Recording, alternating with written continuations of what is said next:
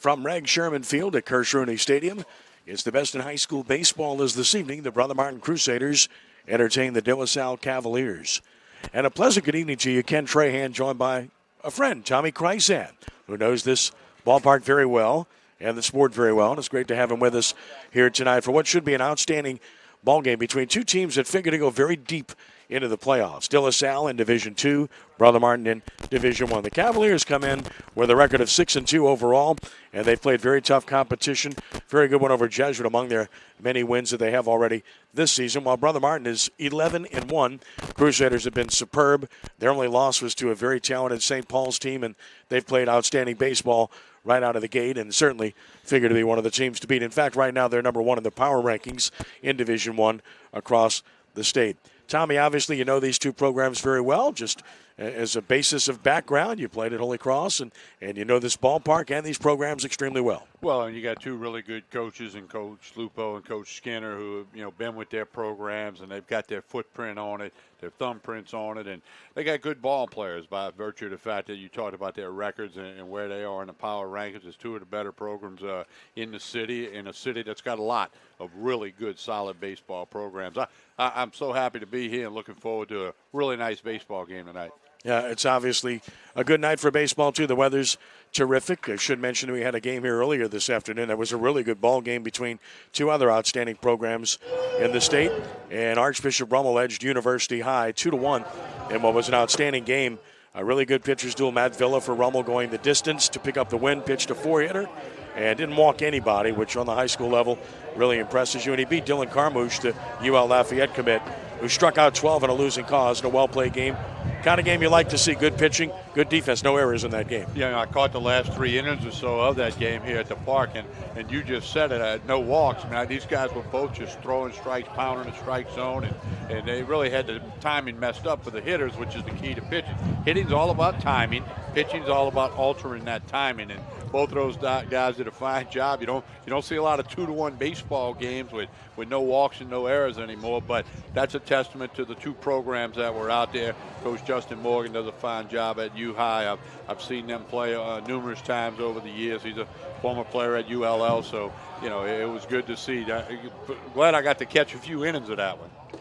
Well, the Salle Cavaliers a year ago, they made it to the quarterfinals in Division II, and it was a good season for them. They lost 2-1 in the quarterfinals to St. Thomas More a year ago. Played them very tough, and they're perhaps even better this year. As for Brother Martin, the Crusaders, of course, always a good program. And a year ago, they made it to the quarterfinals. Lost to your alma mater, Holy Cross, in the quarters a year ago. And back this year with a very experienced baseball team. The thing about Brother Martin, starting with them as the home team here this evening, is all the experience on this team. You look at their lineup: Joe Delaney, Brady Fowles, Brennan Stuprich, Trey Morgan, Blake Buffkin, Ethan Moser, Cole Strombo. These guys all started for Brother Martin a year ago, so they got enormous experience. Plus, they have great depth in their pitching staff, and that's going to serve them extremely well. There's no substitute for experience. You want those guys that have been out there, been in a big game, big district game, playoff games, in front of big crowds. You want guys who can perform in that situation, and experience is a key there. And Brother Martin's got experience. That's valuable, and that's going to carry them a long way.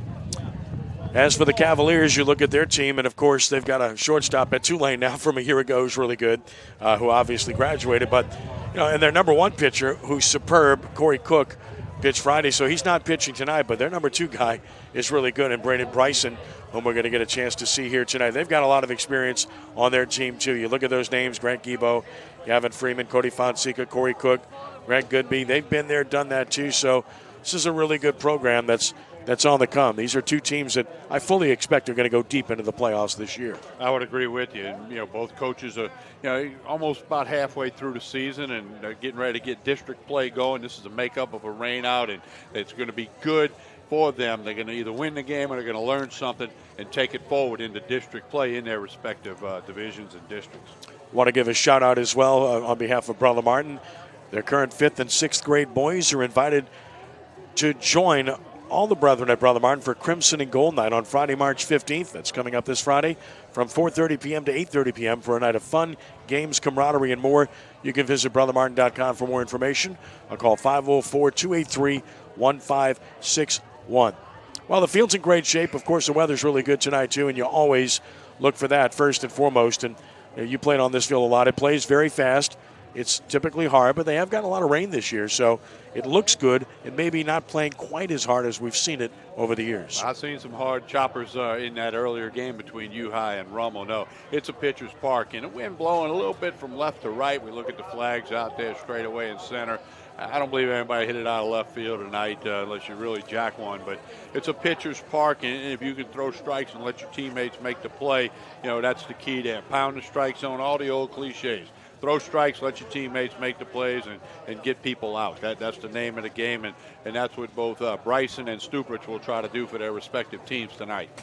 Told you about the weather. Well, it's perfectly clear. Sunny skies, 66 degrees. Does it get any nicer than that? The wind is out of the east-southeast at 6, so whatever you have wind-wise is blowing toward right, as we saw in the first game here today. Relative humidity, 81%, but you couldn't ask for better conditions here this evening. I'd like it a little warmer if I was out on that bump throwing the ball. The warmer the better is what I always felt for staying loose and keeping your fingers from getting dry. So anyway, I would like it a little bit warmer, but we have what we have, and it should be a really good game. Two quality programs.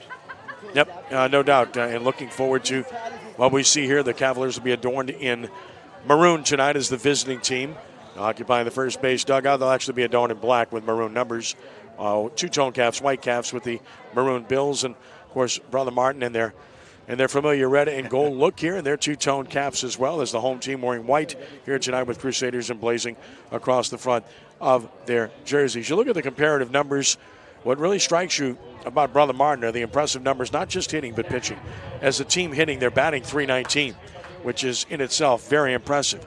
As the team pitching, their ERA is 2.29, so very impressive across the board for the Crusaders. The Cavaliers, as the team hitting at .266, and their team ERA is 3.13. So both teams come in with some very impressive numbers on the year, and we're expecting a really good ball game here tonight. They were supposed to play about a week and a half ago, which would have been De La Salle's home game, but as usual, weather intervened and prevented that from happening. So this is the first matchup between the two teams this season. Let's set the starting lineups for tonight's game for you. First of all, for the visiting Cavaliers of De La Salle, with a record of 6-2 under the direction of Roland Skinner. Leading off in left field is Grant Guibo. Batting second, the shortstop Gavin Freeman. Hitting third and catching is Cody Fonseca. The cleanup hitter and third baseman Corey Cook. Batting fifth, the DH is Grant Goodby. Hitting sixth and pitching is Braden Bryson. Batting seventh, the first baseman Ty Tubbs. Hitting eighth in center field is Izzy Fields. Batting ninth at second base, Hunter Pulizano. And playing right field, not batting, is Ivan Paz. It will be Guibo, Freeman, Fonseca, Cook, Goodby, and Bryson, Tubbs, Field, and Pulizano, with Paz serving as the right fielder. For the Crusaders of Brother Martin, a record of 11-1 under the direction of Jeff Lupo. Leading off in center field is Joe Delaney. Batting second at shortstop, Brady Faust. Hitting third and pitching is Brennan Stuprich. The cleanup hitter and first baseman is Trey Morgan. Batting fifth and catching will be Blake Buffkin. Hitting sixth at second base, Ethan Moser. Batting seventh, the left fielder, Blaine Starring. Hitting eighth is the designated hitter, Tyler Johnson. Batting ninth in right field will be Cole Strombo. And the third baseman out batting tonight is Tyler Valino. Top three of Delaney, Faust, Stuprich. Middle three, Morgan, Buffkin, and Moser. Bottom three of Starring, Johnson, and Strombo. Jeff Lupo, of course, having taken over for Mark Wisniewski. Second year, doing an outstanding job. And Roland Skinner, of course, he coached North Lake Christian to a state championship or two, actually two of those.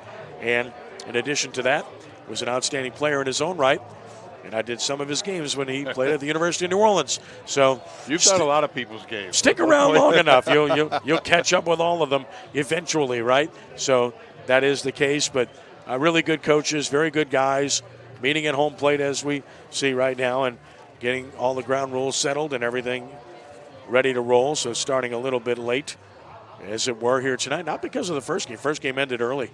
No issues at all. Of course, lights are on to start the game here tonight, illuminating the field very nicely on the campus of Delgado. They got a really nice crowd making their way into, again, see an outstanding prep baseball game here at Crescent Stadium, which is a mecca in the city of New Orleans and in the state of Louisiana for the game of baseball. I know they posted on social media a little earlier this spring the picture of Henry Aaron hitting a home run here many, many years ago. It's a lot of stories. You know, baseball can be a lot about stories. There's a lot of stories at Crescent Stadium, and Coach Rag Sherman, who I was fortunate enough to know and be around a good bit back in the day of the old Nord All-American League. So it's going to be fun tonight, and I'm looking forward to calling the game with you, Ken. Looking forward to it. It's great to have you with us tonight as we continue with our many games here at CrescentCitySports.com. So glad that you are here with us, and we thank everyone for helping make this possible, including Gibbs Construction, Eold College Inn, Rock and Bowl, Gills Bar, Riverlands, and all of our great sponsors that help make this possible as the starting lineups are being introduced as we speak and appearing on the baselines before we'll have the national anthem and the start of tonight's ball game. If you're looking at individuals to keep an eye on here tonight, there are several guys that you certainly want to pay mind to. First of all, when you look at the De La Salle Cavaliers, Grant Guibo's their instigator. He gets on base, good things happen for them. Corey Cook has been good, but the guy that's really been tearing it up for them is Cody Fonseca. He's hitting .520. He's got a home run and 10 RBI thus far on the season, 13 for 25. Gaudy numbers. Very impressive. Yeah, no question about that. I'm looking forward to seeing Brother Martin's pitcher, Brennan Stuprich. He started 3 games. He's won all 3. He's worked 18 innings, yet to allow an earned run. 3 walks, 21 strikeouts. That's an excellent ratio there. Really looking forward to Stuprich on the bump for the Crusaders. Yeah, we'll talk more about him when he takes his warm-up tosses. But again, the Brother Martin lineup, Stuprich, aside from his pitching, has been tremendous at the plate. He's hitting .474. He's got a home run and 13 RBI on the year. Of course, Brady Faust, son of Doug Faust, the Loyola head coach. Brady heading to Southern Miss to play baseball is very good, but the guy to look to watch is, to me, I haven't seen a better hitter this year, and he's taking the field right now. Trey Morgan, the first baseman for Brother Martin. He's just a brilliant hitter, terrific player. Overall, he's a guy that you absolutely want to pay mind to here this evening. And over the course of the season, he's that kind of player. Great to have Chip and Matt Merritt with us this evening, taking care of business and doing a great job as always. And, of course, more than that, it's great to have you with us watching tonight. Tell your friends about it and make sure everybody checks it out. So starting lineups again, they're finishing up the introductions before we get things rolling here this evening. Again, because of rain, De La Salle's only played 8 games, whereas Brother Martin's played 12. So a bit of an advantage in the experience level to the Crusaders in that regard. Fans are being asked to rise now. We have the invocation and the national anthem to follow, so we'll listen in here. In the name of the Father, Son, and the Holy Spirit, amen. Oh God, our Father, you have created us to strive for the very best. We ask that you grant to all the athletes, coaches, umpires, and fans the strength to pursue excellence and the grace to show good sportsmanship during this event this evening. We pray for the safety of these athletes, that you protect them from injury and harm. And finally, we ask for your grace, that you would provide us with the endurance to pursue our heavenly prize, eternal life in your Son. Amen. A Mater Cor Jesu, a Mater Cor Maria. In the name of the Father, the Son, and the Holy Spirit. Amen.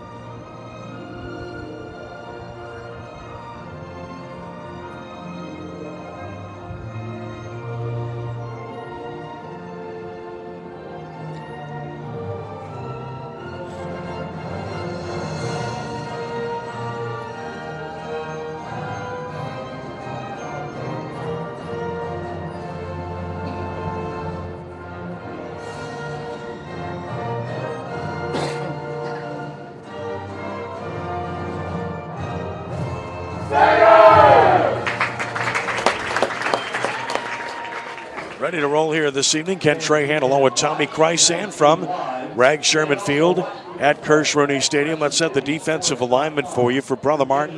Left to right around the outfield. It's Blaine Starring, Joe Delaney, and Cole Strombo. And then across the infield, left to right, Tyler Valino, Brady Faust, Ethan Moser, and Trey Morgan. Blake Buffkin does the catching, and on the mound is the right-hander Brennan Stuprich. 3-pitch pitcher, has good command across the board. Tommy told you about his numbers on the year, which are absolutely superb. He's been perfect. I mean, no one's scored on him, at least no earned runs. The junior, 5'11", 195. And Stuprich, in those 18 innings pitched, just 7 hits, 1 unearned run, 3 walks, and 21 punch-outs on the year for a whip of 0.55. That's awfully impressive right there. That's outstanding. That's throwing strikes, and he's obviously done a good job so far, and I'm sure Coach Lupo would like to see that again tonight. So finishing up his warm-up tosses, Guibo, Freeman, and Fonseca will oppose him to get things started. We set the table, told you about the weather, which is absolutely outstanding. And again, whatever wind is working is toward right, so anything toward left isn't going to go very far. As we saw in the first game, there was one ball hit very well by one of the Aroma players that it landed about, I don't know, 20 feet, 15 feet in front of the wall that on any other day might have had a shot to get out, but not in the ballpark here this evening. As a throw down by Buffkin, and we're just about set to go here at Kirsch Rooney Stadium. Late as it is, Grant Guibo will get it started for the Cavaliers. Guibo, the left fielder, the senior, multi-sport star, is at 250 on the season. Guibo with no homers, no RBI, right-handed swinger. And we're ready to roll here at Kirsch Rooney Stadium. First pitch of the game on the way from Stuprich towards second. Moser boots it, recovers, throws, got him. So first pitch of the game results in an out at 7:07, and that's how this one begins. Good job by Moser staying with the play. He bobbled it a little bit, but the ball was hit relatively hard, so he had time to make the throw over to Morgan. 1 pitch, 1 out. Gives you an idea when the leadoff man goes up swinging about their respect for Stuprich's command. Well, they know he's going to throw strikes. They're going to go up there and be aggressive and put the batter on the ball. Gavin Freeman bats, the shortstop at 240. Swings at the first pitch and fouls it back. No homers, 2 RBI for Freeman on the season. Gavin, a senior, again, the experience on both of these teams that we spoke of previously. Stuprich also is a fast worker, having covered several games he's pitched. Ready with the 0-1. Grounded foul first base side. Fastball up a little bit, and he just couldn't get the barrel around to it and foul not by a whole lot, but Morgan let it go past him down there. And now Stuprich well ahead in the count. No balls and 2 strikes on Gavin Freeman. Toward right. Right fielder has a beat on it. Strombo puts it away. 2 outs. Again, the Cavaliers' early approach, they're up there to swing the bat. They know Stuprich is going to throw strikes, so he's getting the job done. Throw it over the plate, let your teammates make a play. Pitched him away. Had him played perfectly. 2 gone. Cody Fonseca bats. As mentioned, Fonseca having a terrific season to date. 520 with a homer and 10 RBI. He's got 4 doubles and a triple to boot. Big slugging percentage. Good looking hitter, Fonseca. Big guy. Really good catcher, too. First pitch. Oh, look out. Fonseca will head to first, thankfully. No damage done. So the first base runner for the Cavaliers hit by pitch. And Fonseca will get a runner, as we have the ability to run pitchers and catchers. And the runner will be number 14, Perkins Broussard. Second batter hit this year by Stuprich. As we said, he doesn't walk people, and he'd only hit 1 coming in 3 starts. So that ball just up and in a little bit. He got away from him and ran in, and Fonseca wore it for the team. Here's Corey Cook. 304, no homers, 3 driven in for the highly recruited pitcher. Cleanup hitter as well. Playing third base in this one. Takes it high, over but high for a ball. First time he threw a breaking ball to lead off the sequence to a hitter. And Cook, like a good hitter, let it go. Outfield respecting him pretty deep all around. Infield straight up, 1-0. Crowds him, it's 2 balls and no strikes. Now Cook's in a good spot here. Stuper's has got to come into the zone. He's going to have to be ready to hit it. Perkins Broussard, the courtesy runner, away from first. Held on by Trey Morgan. 2-0. And he got it over the outside edge to make it 2-1. Not the pitch Cook wanted. Good job there to let it go. He's still alive at the plate. Apparently the Cleveland Browns have traded for Odell Beckham. Wow. So, amazing. Big news for New Orleans sports fans. Big news for the Browns. They're going to be good. There's a chopper toward third. Valino will go across the diamond for the out. Runner is out and the inning is over. No runs, no hits, a runner stranded. Bottom of the first coming. No Salle, nothing. Brother Martin coming to bat. So a solid inning for Brennan Stuprich, who hits a batter but takes care of business otherwise, and now the Cavaliers will take to the field. That puts Beckham and Landry back as teammates, correct? Exactly. Wide receivers. It's amazing, but it also speaks to the league today. Boy, they're throwing a lot of money around in the NFL, aren't they? Oh, man. Crazy, man. And the numbers are just mind-boggling. Yeah, you look at where the Browns are right now. Ravens are losing people. The Steelers, of course, are losing their two best weapons offensively.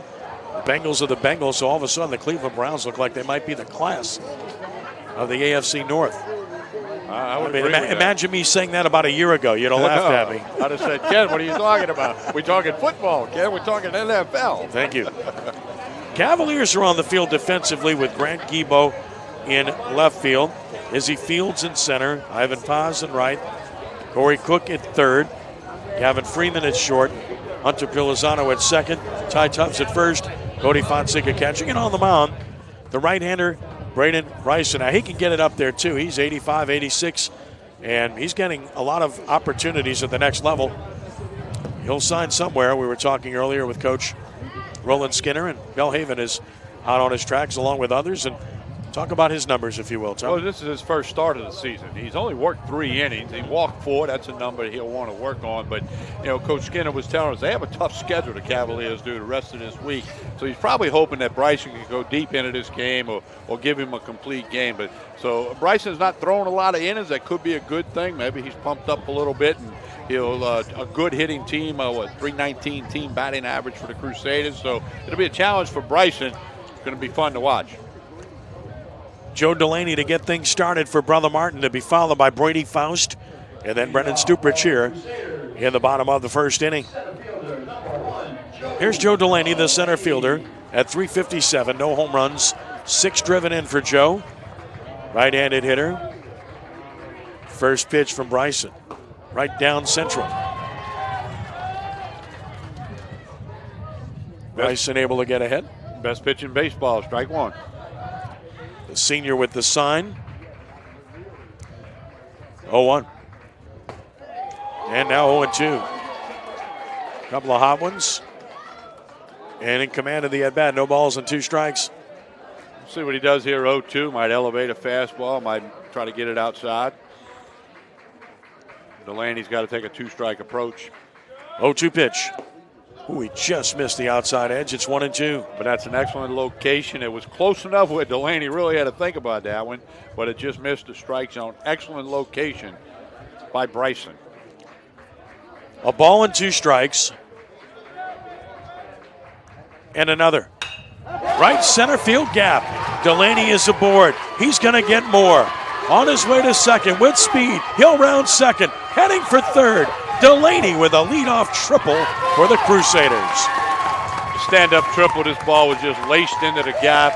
Fastball on the outside part of the plate, near where the previous pitch came.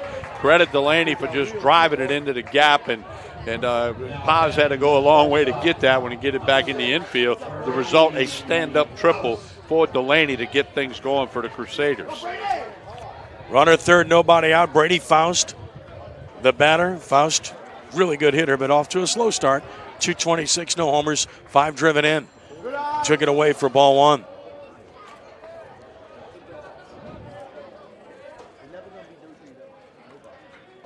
One ball and no strikes. Took it high, it's 2-0. Bryson needs to settle down. He gave up the triple. Okay, that happens, but keep breathing out there. Settle down. You've got to work the strike zone here. 2-0. Checked, laid off just down, and it's 3 balls and no strikes as Faust shows discipline. And I think you take all the way here. You know, try to create the big inning if he can issue ball 4. And he's on. Runners at the corners with nobody out. You know, now the pressure's on. Brother Martin's got first and third, nobody out. 3-hole hitter Stuprich is coming to the plate, and now the pressure's on the De La Salle defense as well as their pitcher Bryson. As throw a ground ball here, roll something in the middle, and get a double play. That would be what the doctor would order right here. But we'll see if Coach Lupo gets something going here on the bases. I wouldn't be surprised. Brennan Stuprich, outstanding two-way player at the plate for Brother Martin. And he takes one that just missed again. 1-0, pretty good pitch, but just off the plate. Stuprich, 474, a homer, 13 driven in. He's been nails at the plate. 18 hits and 38 at-bats. Just off the plate again, it's 2-0. Yeah, that's 6 in a row he missed the strike zone on. You know, you might want to have the catcher go out here, one of the infielders run in and just settle Bryson down. That's all he can do here. He's working quickly. 2-0, and that's down, so it's 3-0. I don't know if that's the norm for him to work that quick. He's only thrown 3 innings. I haven't seen him throw before, but he appears to be going quick, and that could be because of the first and third, and all of a sudden you amp yourself up a little bit. Strike called, so that ends the skid at 7 bad ones. Again, he's working quick. Runners first and third, nobody out here. And that'll get a run home for sure. Center fielder on his horse, back to get it. Infields has it. Runner tags from third, he scores, and Brother Martin takes a 1-0 lead on a sac fly by Brennan Stuprich, his 14th RBI of the season. Good job by Stuprich, helps himself out there with a fly ball into right center, and good job by the runner on first base. We'll get a look at it. Ball's up and away a little bit. Actually was down. You see the runner from first to second. Reading the ball. Once he sees Fields catch it, he retreats to first. Runner easily, Delaney easily moves in from third base. 1-0 lead for Brother Martin, and now Trey Morgan. Best hitter on the team at 514, a homer, 9 RBI. Morgan takes a breaker down and in, 1-0.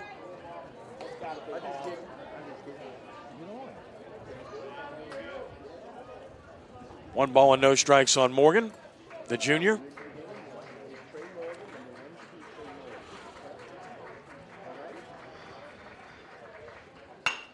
To the pitcher and off his glove to short. Play will be to first for the out. Scored 1-6-3. Morgan retired on the play. Faust to second with the second out of the inning. Great job by the shortstop Freeman to stay with the ball after it went off of Bryson's glove and get the out, get it out somewhere. Runner advances, but now you got 2 outs to make a play somewhere. If Bryson's able to field this one cleanly, yeah, it'll turn into 2, but could not. Got a little bit of glove on it. You see Freeman with a nice throw, getting by a solid step and a half. Yep. So 2 gone here. We had Blake Buffkin, the catcher, at 296. No homers and 10 driven in. Took it down and out for ball 1. Buffkin at 296. No home runs, 10 driven in on the year. 1-0 Crusaders here in the bottom of the first. 1-0. Buffkin into left, a base hit. That's going to give Brother Martin a 2-0 lead. Buffkin comes through with a big 2-out RBI, his 11th RBI of the season. 2-out hits are always so big, you know, to knock that runner in from second base. That's huge for Buffkin to go ahead and get that done. To, you know, Bryson had first and third, nobody out. He was almost, you know, out of the inning with only 1 run, and then a 2-out hit, timely hitting by Buffkin. And now we got the courtesy runner heading out there for Brother Martin. Bernard Harris will run at first. Ethan Moser will bat. Well, the Crusaders, Moser, 393, no homers, 5 RBI. Ethan's off to a really good start. Takes a strike of the knees. Good job getting the first pitch over. He hadn't done that in a few batters. Moser, a junior.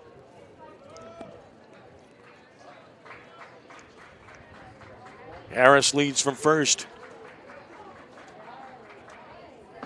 Good breaking ball, strike, delayed steal. They love that play. The throw is there, and he is out. Beautiful throw by Fonseca, who's an outstanding catcher. Second baseman Filizano with the tag, and the inning is over. In the inning, 2 runs on a couple of hits. No errors, nobody left. We played 1, Brother Martin 2, and De La Salle nothing here at CrescentCitySports.com.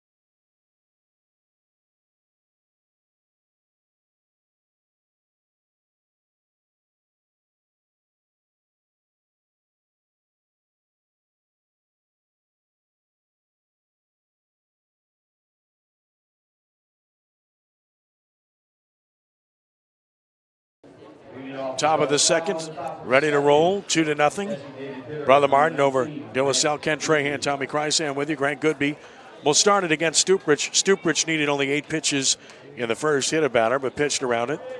Goodby at 192, a homer, 6 driven in. Takes a fast strike as Stuprich gets ahead here. No balls and a strike. Crescent City Sports Prep Baseball is brought to you by Riverlands Insurance in Luling. Meeting all of your insurance needs, call Riverlands at 1-800-336-4579 or go to Rivens.com. That's RIVINS.com. Last fastball down a little bit, count 1-1. Just missed the inside edge. It's 2-1. Stuprich looks like he's not afraid to throw the ball inside. That's a good thing when you're pitching. 2 balls and a strike. Here it is. Breaking ball, beautiful pitch, and it's 2-2. So 2 balls and 2 strikes on Grant Goodby, leading off the top of the second inning for the Cavaliers. Down, and it's full, 3-2. Good job by Goodby knowing the strike zone. And a payoff pitch will come, and we'll see if he can get on base. That's what the Cavaliers need, is a base runner right here. Payoff pitch due from Stuprich to Goodby, and ball 4. Leadoff man aboard for the Cavaliers here in the second inning, which will get Braden Bryson, the pitcher, to the plate. So here's Bryson.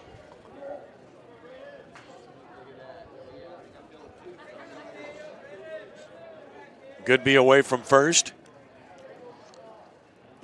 Bryson takes it away for ball 1. Not a big lead at first by Goodby.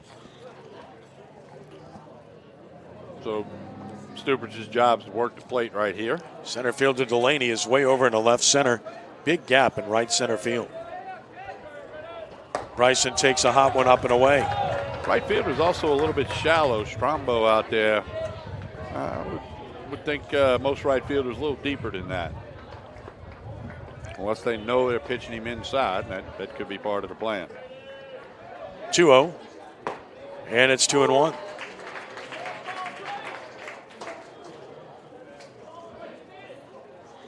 Nightfall has arrived here. 2 balls and a strike. Here it is. On a play, and it's 2-2.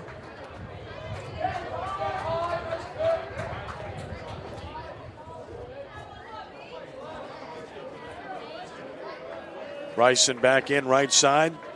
Goodby away from first. I believe the wind's picked up a little bit, almost blowing straight in right now. And the 2-2 pitch crowds him, and it's full 3-2.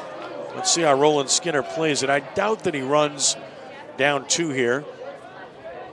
Not a bunch of speed at first. 3-2 the count. Runner not going. Payoff pitch grounded towards second. Moser boots it. Recovers, throws. No throw. Runner aboard on the error. 2 on, nobody out. Looked like Moser peeked a little bit. Tried to decide whether he was going to try to turn 2 or go to first. And we take a look at the replay, and he took his eyes off of it a little bit. Ball hit hard right side on the 3-2 pitch, and moves a little to his left. I believe he peeked a little bit, didn't look it into the glove, didn't trap it in there, and now the Cavaliers have 2 runners on. Something going here with nobody out, and Ty Tubbs, the first baseman, will bat. And what certainly looks like a potential bunt situation here. Volino already cheating it at third. He was in on the grass. He backed up, but he'll come back in. And he's going to flank his body so he can react like an athlete. Tubbs waits right side. Runners lead first and second. Stuprich delivers, not bunting. Took it high, 1-0. Well, now you might have bunt here, thinking he's going to come in with a fastball. Push bunt at the second baseman, and Tubbs may beat that out. If you can have anything happen, it's going to happen here. In there at the letters, it's 1-1. Ty Tubbs, a senior. One of several on this Cavalier squad.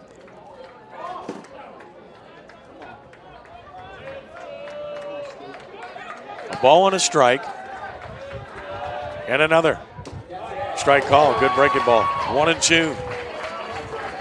Very good location on that breaking ball, and gets ahead in the count at 1-2.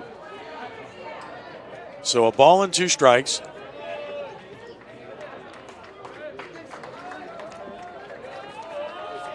Here it is.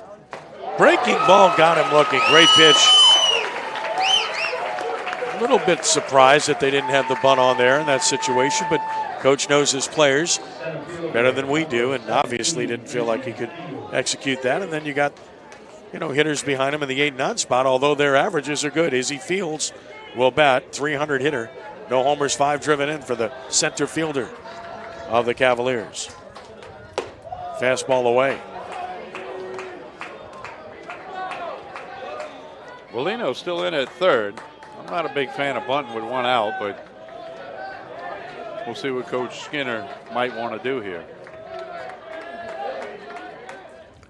Grounded towards short. Faust comes to get it. Play will be to first, and he gets the Speedy Fields for out number 2. The runners advance to second and third.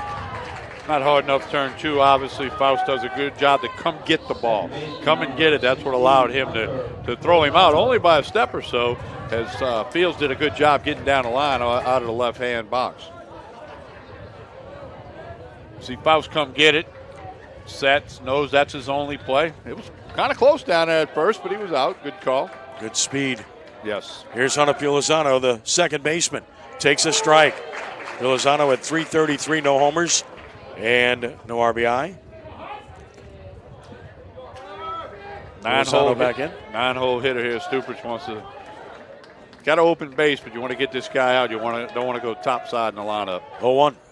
Out of play right side. It's 0-2. Late on the fastball. And now Stuprich in command. No balls and 2 strikes. Throw that fastball again. Center fielder Delaney shallow and over into right center. Right fielder over toward the line. Strombo expecting him to go that way. No balls and 2 strikes. Stuprich delivers. Breaking ball got him looking. And the inning is over. The threat comes to an end with no runs on no hits and error. 2 stranded. They left 3. Bottom of the second coming. It is still Brother Martin 2 and De La Salle nothing here at CrescentCitySports.com.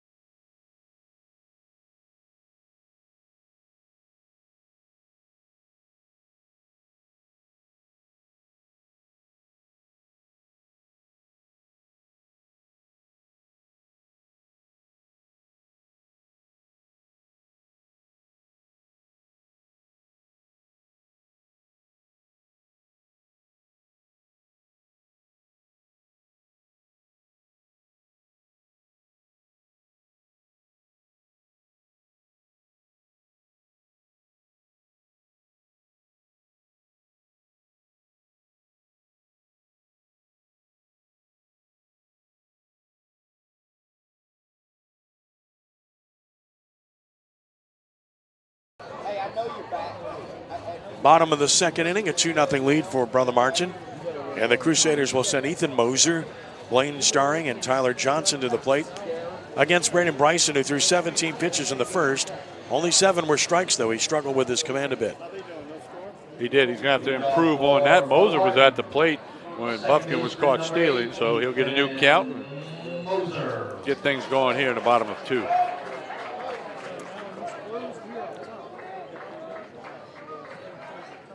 First pitch missing to Moser. 393, no homers, 5 driven in.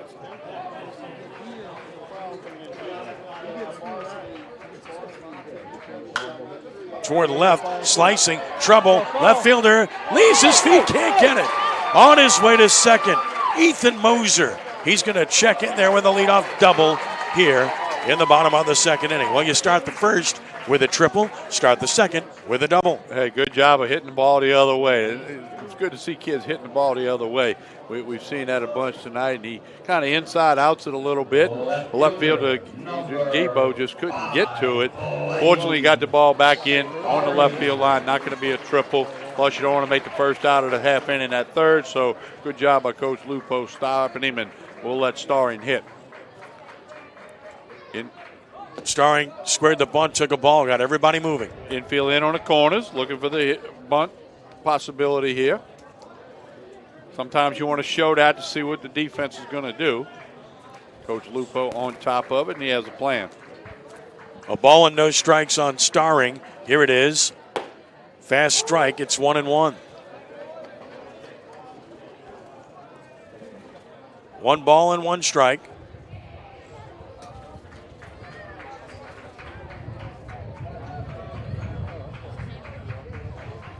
Check of the runner.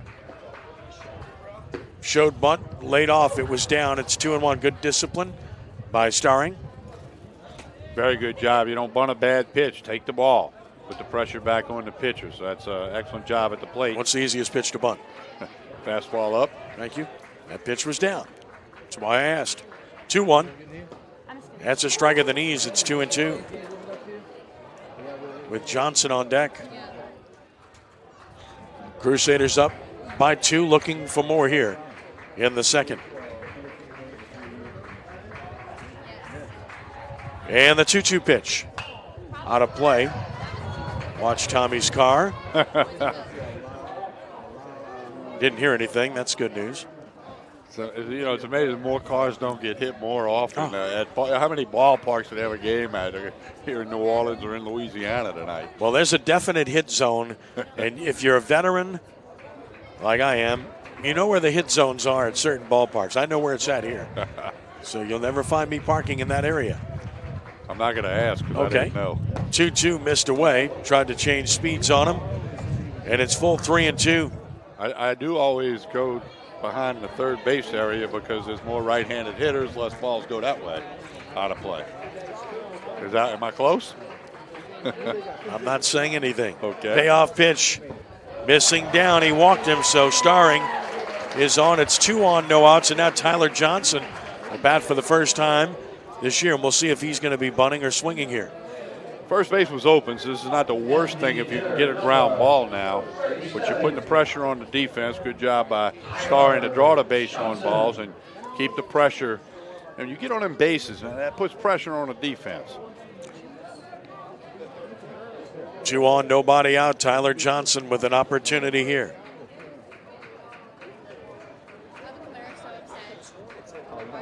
Bryson brings it. He's bunting it back to the screen. Got under the ball there. It's 0-1. He dropped the barrel, and the barrel goes down, the ball goes up. Fundamental of bunting, keep the barrel up. Put it on the top of the strike zone. Ball's above it, let it go. He dropped the barrel. I'm sure coaches will correct him on that when they discuss things from tonight's game. Moser second, Starring at first. With their leads, first baseman crashes. Took a strike, it's 0-2, so now the bunt may be off. Tough to bunt the breaking ball, so give Bryson the credit for dumping it into the strike zone. No balls and 2 strikes.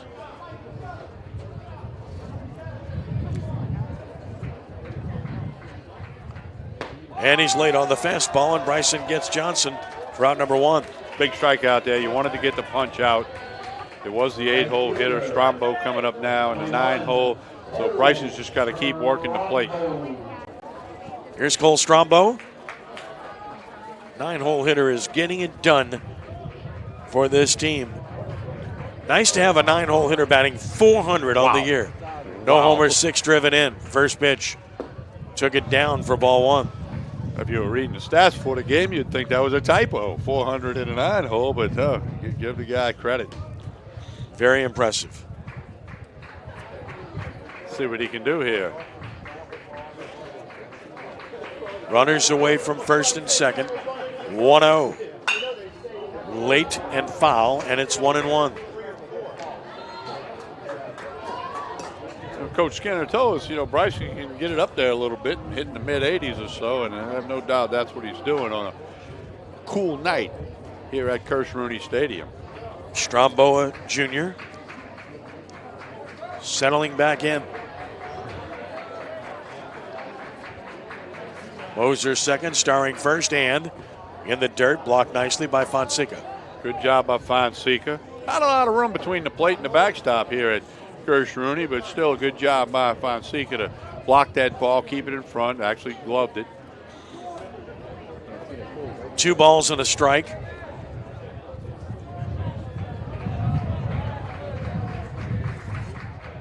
Bryson brings it to right and hit well. Right fielder back, won't get it. Up against the wall. 1 run is home. Second runner will ground third. He's coming to the plate. The throw is not in time. A 2-run double for Cole Strombo. And Brother Martin takes a 4-0 lead. Boy, Starrin did a great job cutting the bag at second and third to score on that ball. Ball hit very well. He barreled that thing up into right field. And good job by the Cavaliers setting up the relay, but it wasn't in time. As you see, the right fielder got turned around a little bit. Finally, he gets the ball. He does the job of getting it in there. Hits the cutoff, man. That's what you're supposed to do. Double cut. Ball comes in, and Starrin's speed plates the 4th run of the night for the Crusaders. And they still have a runner in scoring position, only 1 out. And flipped the lineup. Joe Delaney, the leadoff man, tripled his first time and scored and takes it high. That's what you call lineup depth. A 9-hole hitter batting 400 who rips one over the right fielder's head. And knocks a pair in. I mean, that's production that you don't always see in the 9-hole. And that was his first at-bat of the night. Down a ball. 2 balls and no strikes to Delaney.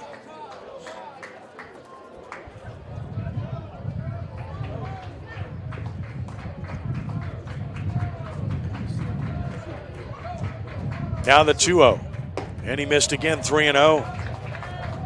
Going to take here, 3-0. Play for the big inning. A little action. Going to head down to the Cavalier bullpen, get somebody up. As Bryson has not had command of all of his pitches consistently tonight. It's like Victor Cerise is running down there. That's ball 4, so another walk. Delaney is on. May get a trip to the mound here to try to settle Bryson down, maybe buy a little time for the Cerise in the pen.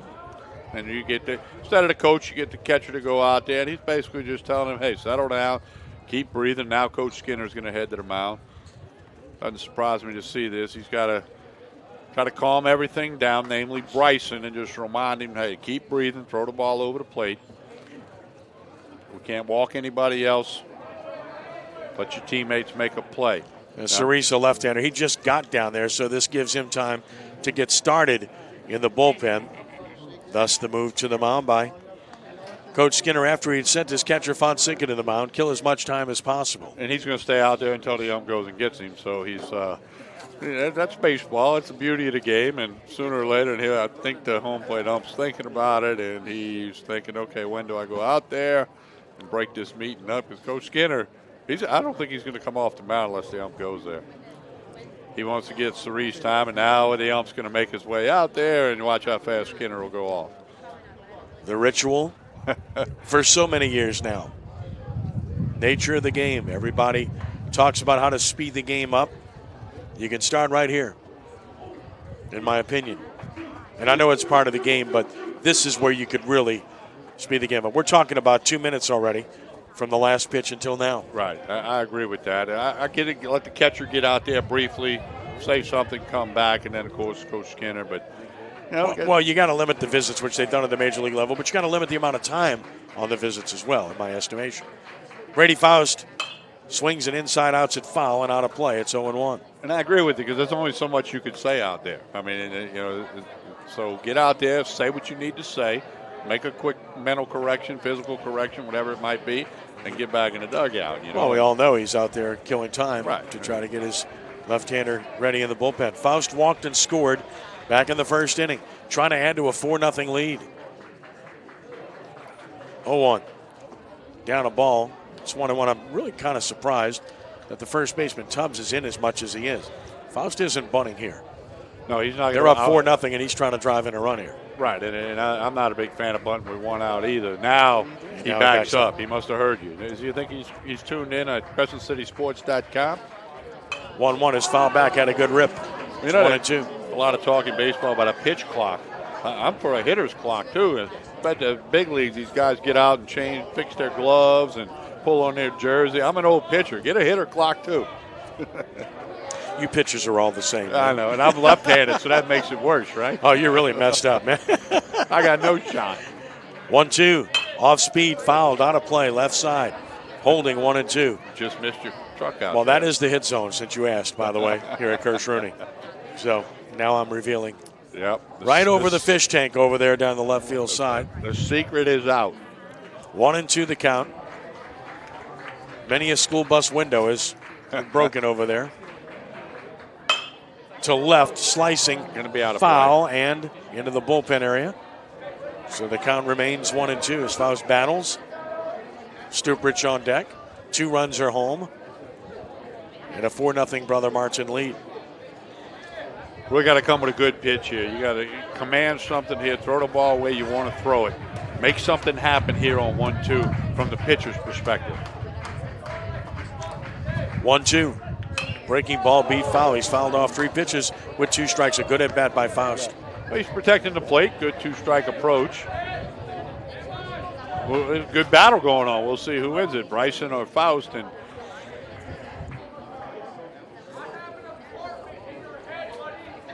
holding at 1-2. Faust back in.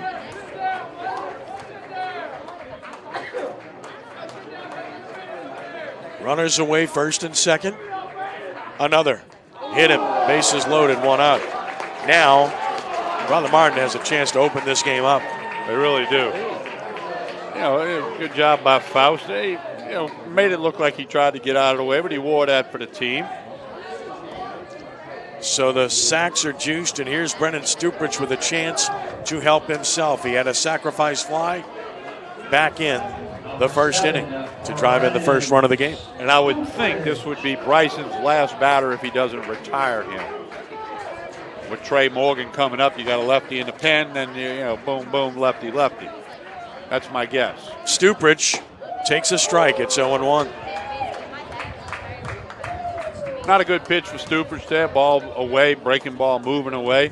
Let that go and look for something that you can drive. That's what Stuprich wants to do here. Down and out, evens the count. No room to put him. Got to throw strikes. Strombo third, Delaney second, Faust at first.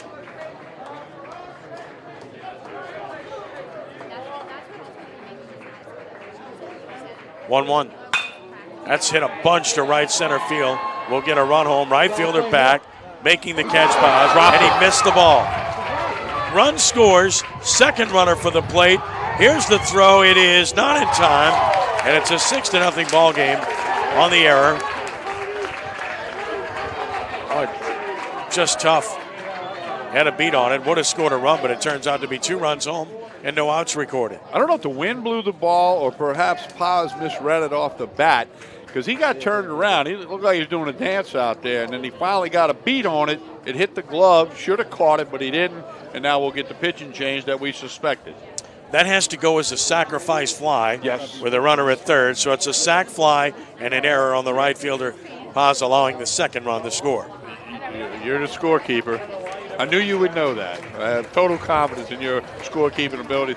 How many games have you kept score? I mean, we can't count that high, huh? I have no idea, man. I don't want to give away the age. Pitching change is going to take place here as Cerise is going to come in for the bullpen to take over here. Victor Cerise will be the new pitcher for De La Salle, and we'll tell you all about him here momentarily as the left-hander makes his way to the mound. Tough night for Braden Bryson, can only go 1 1/3 innings. Gives up 4 hits, of course, 6 runs, but you're going to have unearned runs in here based upon what's happened, and you can't close the book just yet on him with runners on base here as well. His command was an issue. He walked 3 and he hit a batter. He did strike out 1, could lose, cannot win, as Victor Cerise takes over, the senior left-hander. Talk about him, if you will, Tom. This will be his 3rd appearance as a pitcher. He's only worked 3 1/3. Has allowed 7 hits, 3 earned runs, walked a couple. Obviously, the ERA is up there, but a couple of good innings, and he can knock that ERA down a little bit. But he's a lefty, and again, his 3rd appearance on the young season. As we mentioned, Cavaliers have only played 8 games, dodging raindrops. So I'm sure Coach Skinner is telling Cerise, hey, get out here. You need the work. Throw strikes, pound the strike zone, and we'll see what you got. He should be good and loose. On a cool night, wind's still blowing in pretty good from center field. Almost dead center now as I view the flags out above the center field fence. Big ballpark anyway, pitcher's ballpark, and wind blowing in, you just magnify that a bunch. And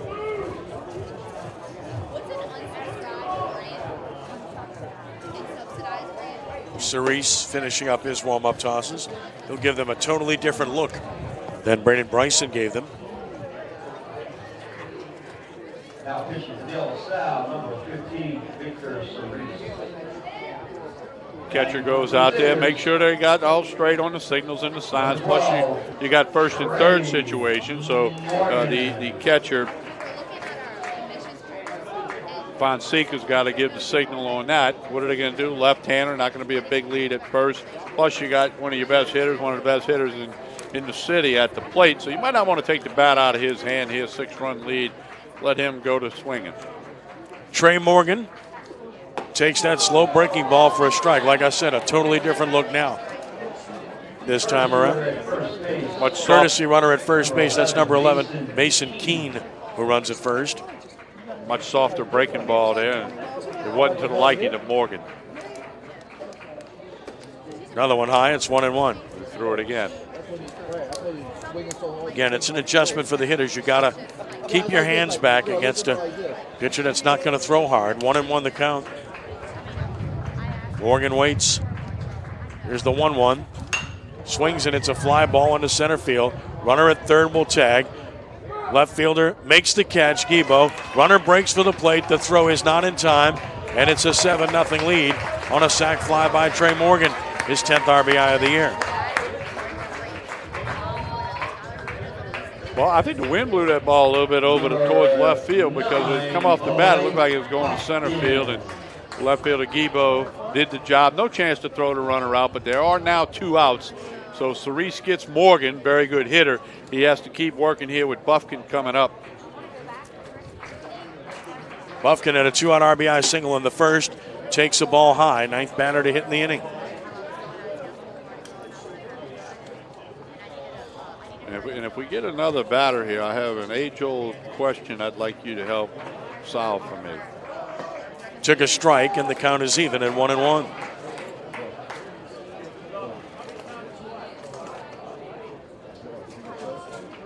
A ball and a strike. 5 runs home here in the second for Brother Martin. This is in the short center. Infield should have it. Shortstop on the outfield grass, and there's Freeman to make the catch. But Brother Martin sends 9 to the plate. They score 5 runs in the inning.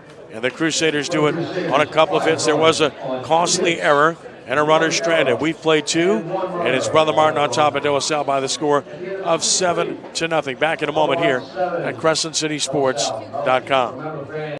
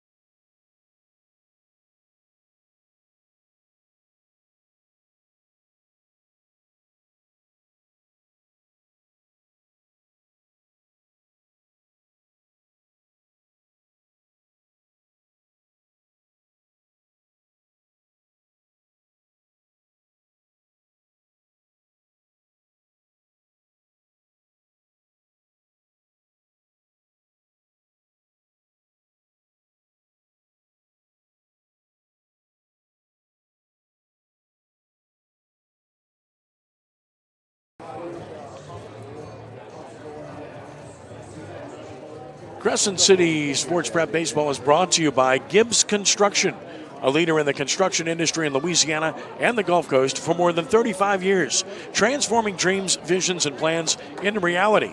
Gibbs Construction. 7-0 Brother Martin as we go to the third inning of this one. Good to be Brennan Stuppridge right now. 7-run lead, wind blowing in. Stuppridge delivers outside for a ball to Grant Guibo, starting the third. The leadoff hitter grounded to second, his first time up. Took a strike, it's 1-1.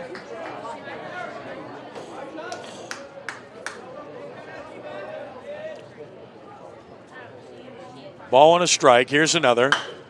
Towards short, tough hop. Nice pick, Faust. Made it look easy. You're right, made a tough play look easy. That in-between hop there, he probably thought for a second, can I catch this in the air?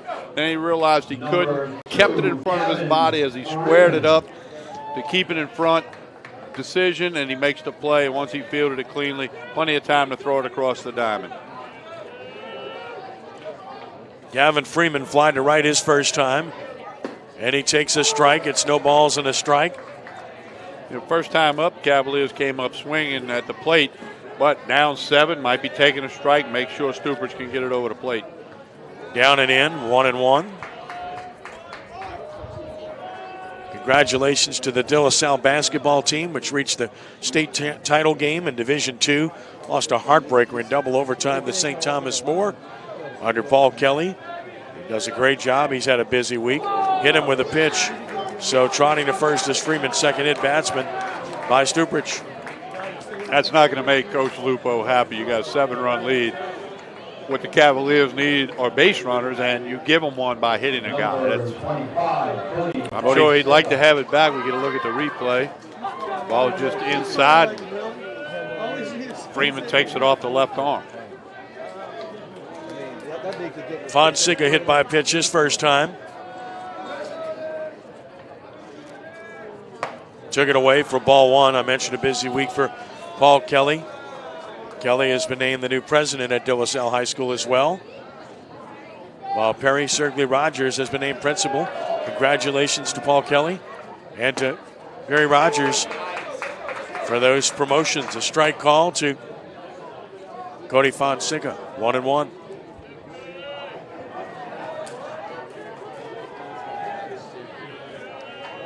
Runner at first with one out. Freeman leads. Fonseca doesn't get the heater down. 1-2. Good pitch down in the zone. A ball and 2 strikes. Got a conservative lead at first. Need a lot of runs. Don't need anybody picked off. Now the 1-2 pitch and a foul. Back to the screen, keeps Fonseca at the plate with Cook on deck.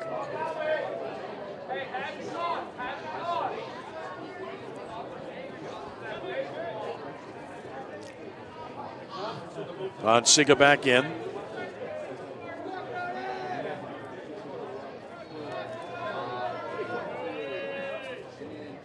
And again, fouls it, same thing. Back to the screen, same result. Let's do it again. At 1-2. Fonseca having to protect the plate. That breaking ball's down a little bit. He fought it off. Holding it a ball and 2 strikes. Infield double play depth. The pitch. Hart hit left center field. Left fielder on his horse. Wynn will hold it up and getting to him, dropping it. Is Starring. He didn't catch the ball, and the runner doesn't know it. And he runs the other runner off the base, and the other runner has got to get to first base. Yeah, but he took his helmet off and went to the dugout. He took his helmet off and went to the dugout. Now he runs back to first, and Jeff Lupo is going to say he's out. They got to call him out. So the base runner did not realize that the ball was dropped. Now, Fonseca was trying to signal to him, but apparently the base runner, attention. Freeman, did not see the signal from Fonseca. And Fonseca actually backed up into foul territory because he realized that they could not cross. Right. Good baseball IQ there. But then he took his helmet off and went towards the dugout, and I'm not saying he got in the dugout, but he was very close. No, they're going to say he wasn't in the dugout. They're going to. If you get to that cutout patch, though, you're out of the field of play, essentially. He was on the turf. That's what Jeff Lupo is going to argue here, is that he was not in the field of play. He was on the turf, which is in the front of the dugout. I did see him get that far. So they'll discuss it further. It's going to end up being a force play at second base. No error on the play. Fielder's choice, right.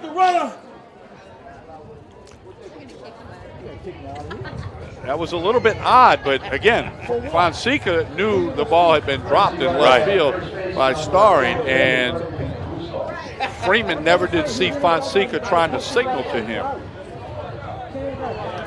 Now, Perkins Broussard will run for Fonseca at first.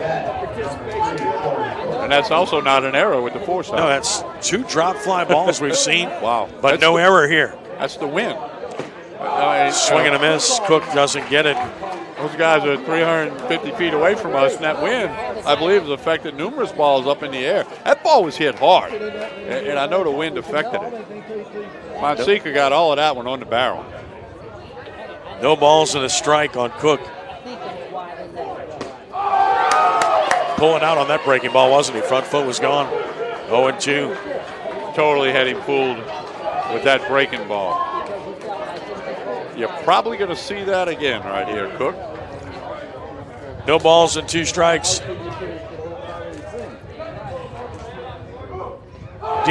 Struck him out. Play to first, inning over. No runs, no hits, no errors, 1 left. They've stranded 4. Bottom of the 3rd coming, still Brother Martin 7 and De La Salle nothing here at CrescentCitySports.com.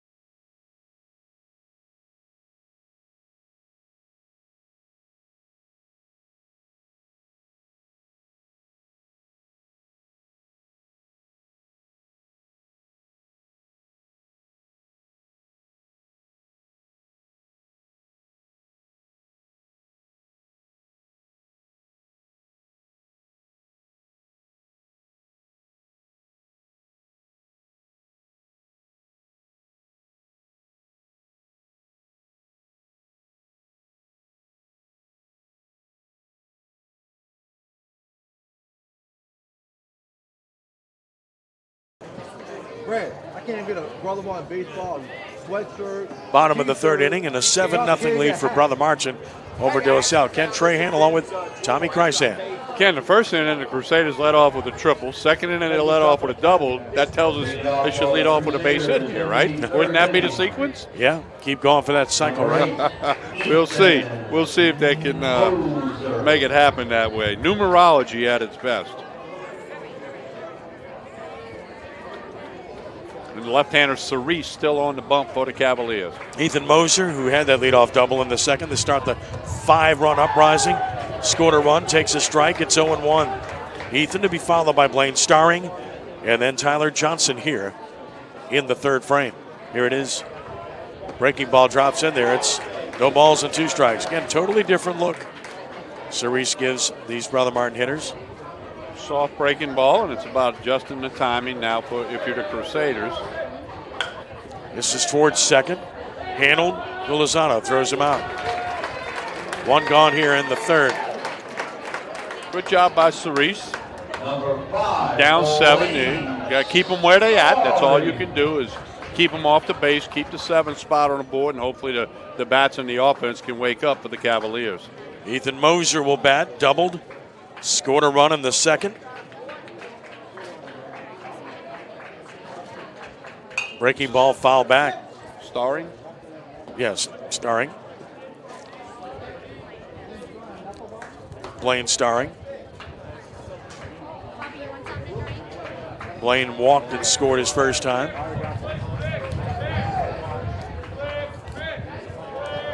1-1. Fastball away. Probably doesn't want to get a whole lot of the plate with that fastball. Using that to set up the breaking ball. Blaine waits. Here's the 1-1. High. 2 balls and a strike. Johnson on deck.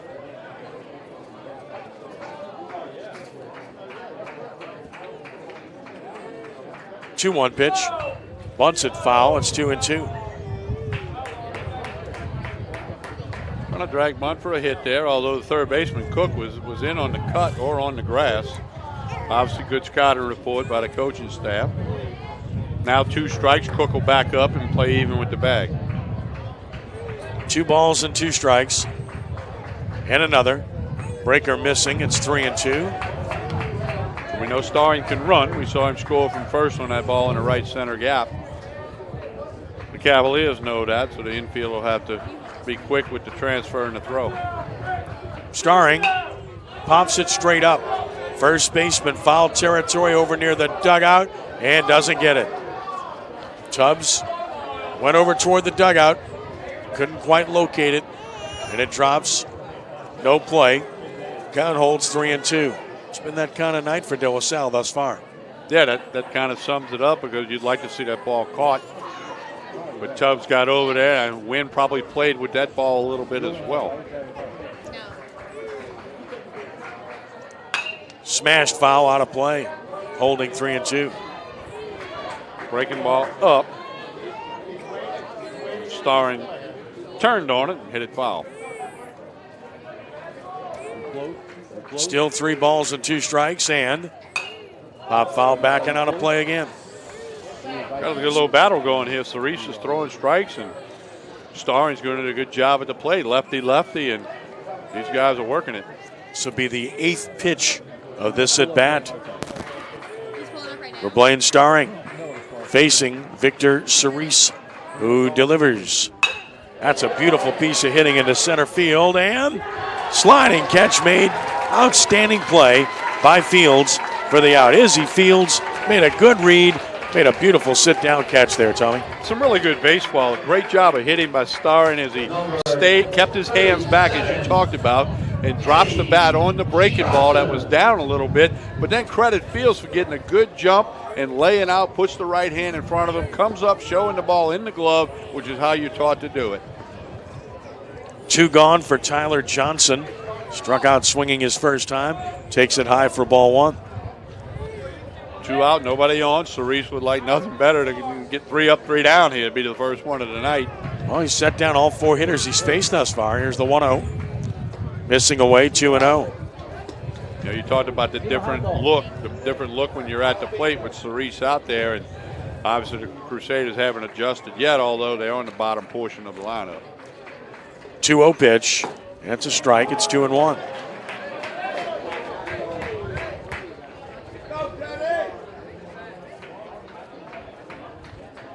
Cerise signed from Fonseca, 2-1. This is to short. Freeman comes to get it. Guns got him, and a good inning for Cerise as he retires them in order. He set down all 5 he's faced. We've played 3, and it remains Brother Martin 7 and De La Salle nothing at CrescentCitySports.com.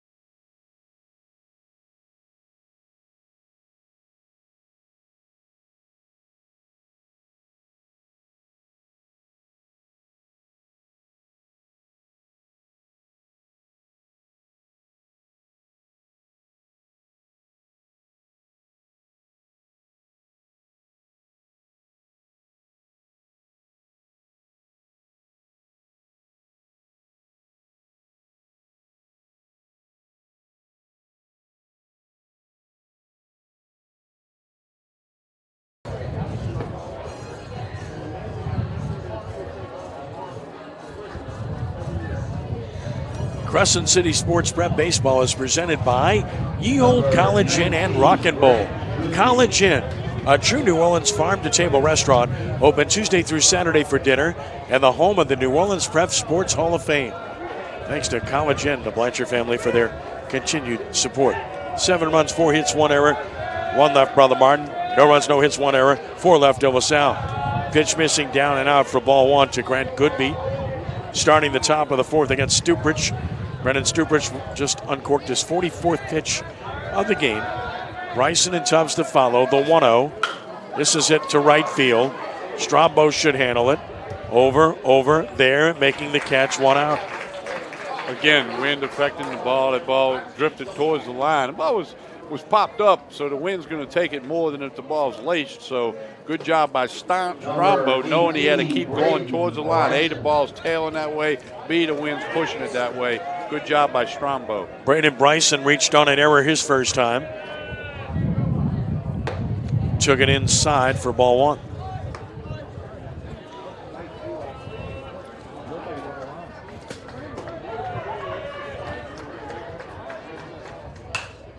Late on a fastball, and it's 1 ball and 1 strike.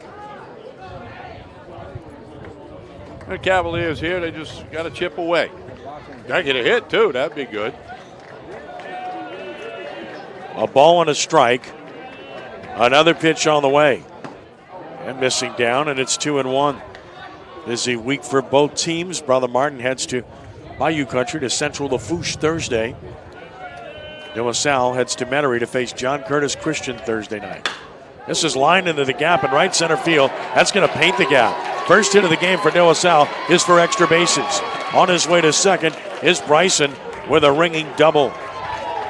Braden Bryson finds the gap in right center. We said they needed a hit. Bryson delivered it. Ball well hit into the gap. Slightly misplayed by the right fielder, but not enough for Bryson to advance over to third. Plus, you're not going to get a runner thrown out on the bases here. You're down 7 if you're the Cavaliers. So good job by Coach Skinner. You park him at second, and you let Tubbs come to the plate, see if he can drive him in. Ty Tubbs struck out looking in the second. Bats here with a chance to produce a run. He's driven in 5 on the season. Took it for a strike. Stuprich gets ahead. Stuprich with a couple of hit batsmen, a walk, and he struck out 3 to this point.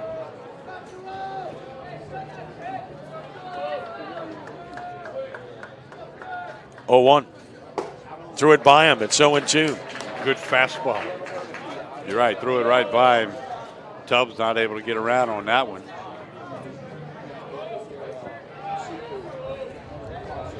No balls and 2 strikes on Ty Tubbs.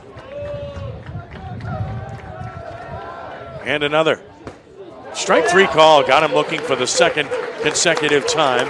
Tubbs retired. 2 are gone. And Izzy Fields will bat. Tubbs just couldn't pull the trigger on that one. He knew it was 2 strikes. He knew he had to protect the plate. As you see this breaking ball moving away from him, Tubbs gonna try to swing. Then he thinks he's got to hold up. Then he realizes the pitch is in there. And might have been a hair out, but 2 strikes, you got to be swinging at that. Izzy Fields takes a hot one inside for ball 1.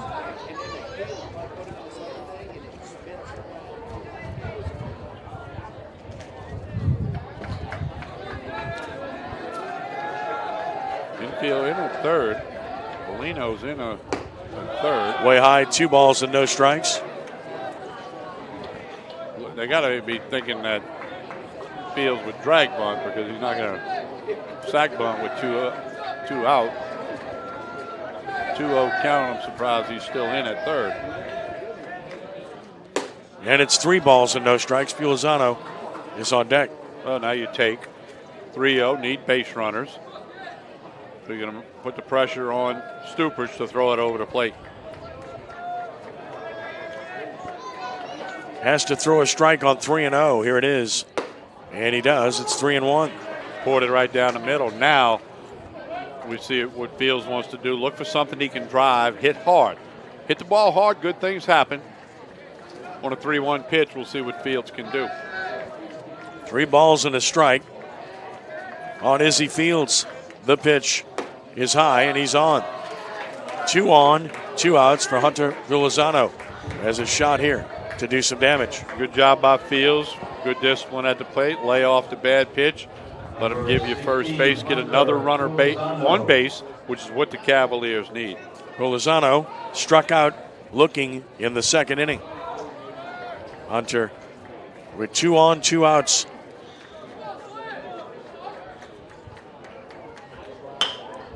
Toward the right side, Morgan ranges to get it. Stuprich covers, and the play is made. No runs and a hit. 2 men stranded. The Cavaliers have had chances. They left 6 on base. We go to the bottom of the 4th. It is still Brother Martin 7 and De La Salle nothing at CrescentCitySports.com.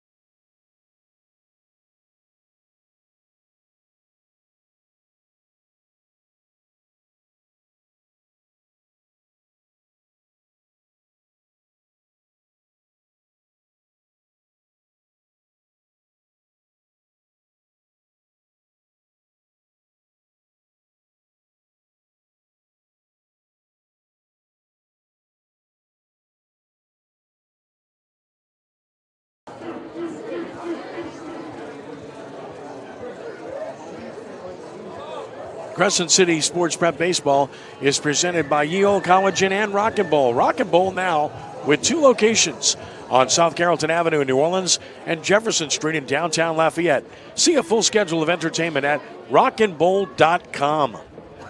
Leading off, number 21. Cole Strombo starts the bottom of the 4th. And the top of the order, Delaney and Faust. Strombo doubled home 2 runs on the 2nd and scored himself as a result. Victor Cerise still on the mound for the Cavaliers. Retired him in order the last half inning. In the bottom of the 3rd, he'd like nothing more than to do that again. Ball down to Strombo 1-0 over at Maestri Field tonight. They're in the bottom of the 6th. Dutchtown 7, Holy Cross 2. 1-0 is ripped to right toward the line. Right fielder on the run there and making the catch for out number 1. Got under it just a little bit. Good job for Paz to get over there and make the catch near the line. Number 1. 1 gone. Joe Delaney bats. He's tripled and scored, walked and scored. That Dutchtown program, Coach Chris Scheck-Snyder does an outstanding job year in and year out with the Dutchtown Griffins. Chop towards short. Surrounding it, Freeman gunning it. Nice play, 2 gone. Great job rounding the ball off, making the fielding it cleanly, make the transfer. Good job by Freeman. That's how you play that ball. You could make a video out of that one and teach youngsters. What a job Cerise has done. He's retired all 7 hitters he's faced since entering the game. Well, he got his work cut out. Faust's been on base a couple times tonight. We'll see if Cerise can keep the streak up. Walked and scored. Been hit by a pitch and scored. Takes this one in the dirt. It's 1-0. Just throwing that soft breaking ball up there. More spin, less speed. That's what you want to do with that. Crafty lefty, some people call it, but he's done a fine job. 1-0 missing. Well, no, he got a strike. Called over the outside edge. All the umpires in the stands didn't like that. Well, there's lots of umpires here tonight, huh? As is mostly the case. 1-1 pitch. Line drive, base hit, left field. So Brady Faust goes with it, rips it to left, and he's on with 2 outs. Another good job of keeping your hands back on that breaking ball and just driving it the other way. You try to pull that, you're going to pop it up or hit a ground ball. But a good job of piece of hit. You see a little inside out, but he kept his hands back. Clean single to left. Here is Brennan Stuprich, who's had 2 sacrifice flies and fouls this one. So he's driven in a run in each of his at-bats to help his own cause on the mound.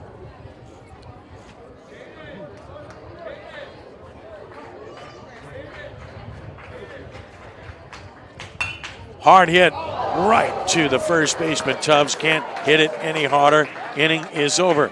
No runs, a hit, a runner stranded. Second left for Brother Martin. We go to the fifth. Crusaders 7, Cavaliers nothing at CrescentCitySports.com. 7, De La Salle 0.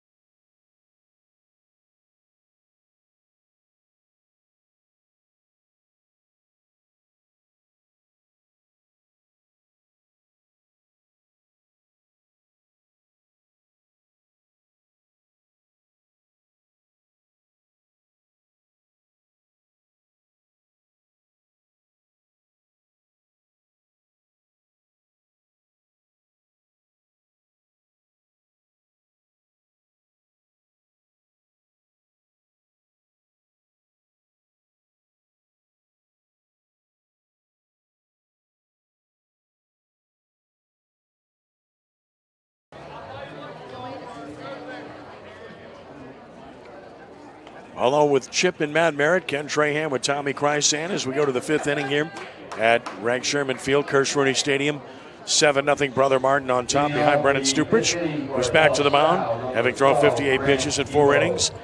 He's walked 2, hit 2, and struck out 4, top of the order. Grant Guibo to start it for De La Salle. He's grounded to second, grounded to short, and takes one down for ball 1. 58 pitches in 4 innings, that's excellent numbers. And he's thrown a lot of strikes. I don't have that number in front of me, but he's been in command, obviously. 1-0. Fast strike. It's 1-1 college baseball tonight. Bottom of the fifth at Teague Moore Stadium. UNO 9, UL Lafayette 1. Wow.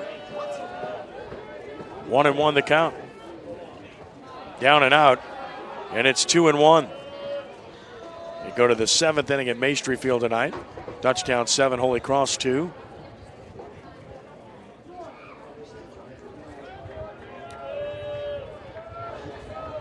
2-1 off the end of the bat, foul. It's 2 balls and 2 strikes. Crescent City Sports Prep Baseball is brought to you by Gills Bar. For more than half a century, offering services, solutions, and support for businesses and associations looking for happier constituents and healthier bottom lines. And headquartered on the North Shore.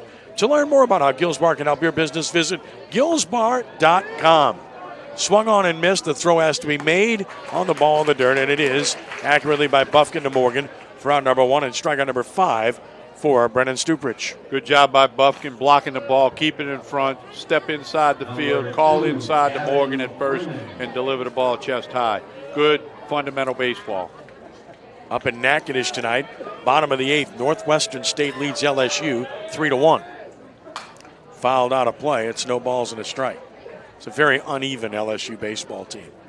And with Bobby Barbier's Demons, that's a solid baseball club that really emerged last year and going to be big things up in Natchitoches again in the Southland Conference. 0-1. Down a ball, 1-1.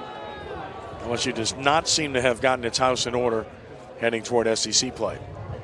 Yeah, Kentucky Wildcats in town this weekend. Kentucky, a very good team. Just an uneven team. They inconsistent hitting, inconsistent pitching. 1-1 the count. Another pitch on the way. Hit up the middle, off the pitcher's glove, the second. Going to get it. Moser, can he throw him out? What a play. Beautiful play by Ethan Moser to get Freeman. Looked like the pitcher touched it. Moser stayed with it, made a really good play. Yeah, I'd go 1-4-3 on that put out in the old scorebook, but good job by Moser going to his right. We'll get a look here at the replay with the great work by the camera. Yeah, that got a piece of the glove, But Moser did a good job getting in front of that ball, keeping it in front of him, made the throw. Fonseca takes a strike. He's been hit by a pitch, and he had that weird fielder's choice on that fly ball hit pretty deep back in the third inning. Turned into nothing but a force play. Took it down for a ball. 1-1. Got a little activity in the Brother Martin bullpen. I think it's a righty throwing. I don't know if that's maybe position. That's not the bullpen. Players getting yeah, that's not the bullpen. Okay, that's position. There's a ball missing. It's 2-1. Bullpen's way down the end. Yeah, I know, but I didn't know if he. It looked like the guy was getting down, but it could be position players who are just getting it loose a little bit to maybe enter the game defensively. 2 balls and a strike. And missing. It's 3-1. On Fonseca. You don't want to walk anybody up 7 runs. You never want to walk people, especially with a 7-run lead.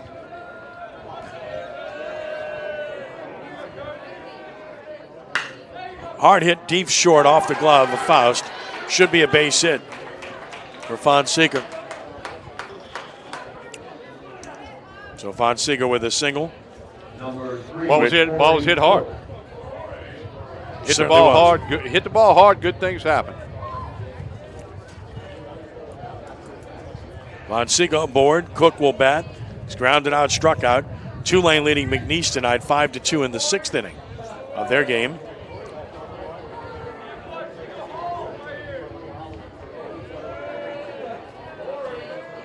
So here's Cook with a runner first and 2 outs.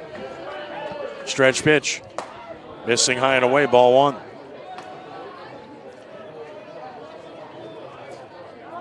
De La Salle softball defeated Central Lafourche 5-0. Congratulations to the Lady Cavs. They open district play at the Fly against Ursuline tomorrow at 4 p.m. Jeff Lupo heading to the mound. Runners will head over to talk to the coach as well. And the hitter as well as the conversation ensues. Looks like Dylan Fair heading to the bullpen to throw. 1-0 the count. Correction, that's 23. Brandon Bonura, I believe. Is that 22 or 23? No, that's 23, so that would be Brandon Bonura, the outstanding senior.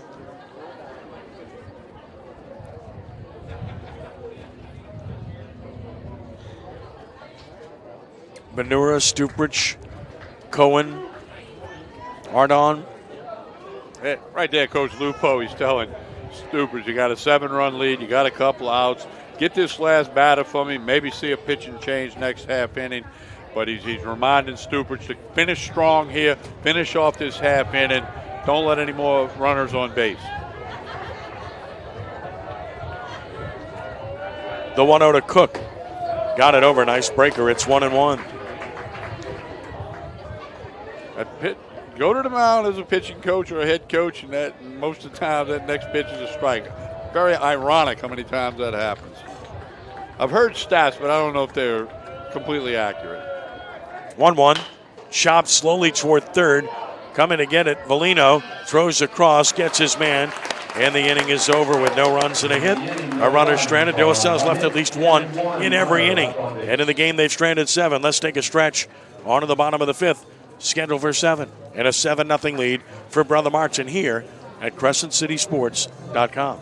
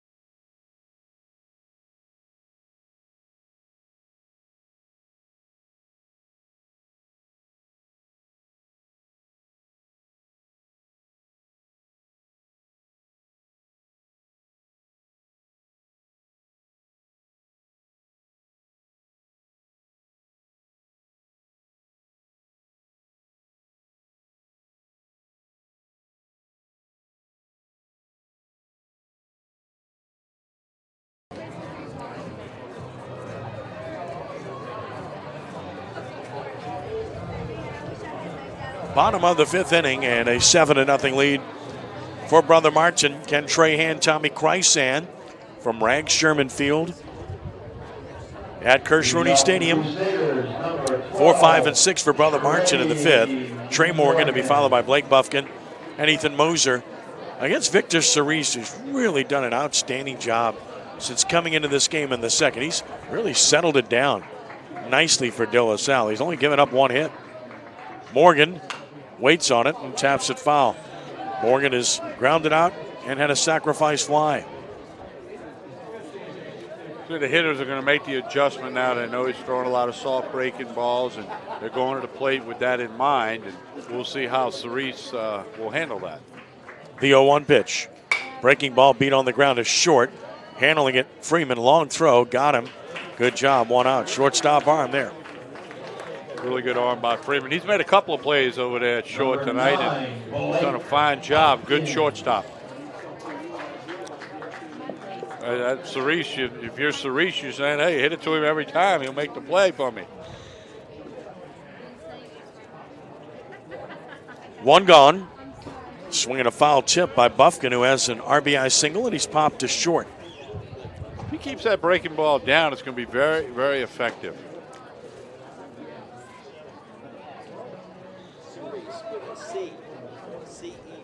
Oh, 1 pitch. Down a ball. It's 1-1. Northwestern State defeated LSU 3-1. Don't win many games when you only score 1.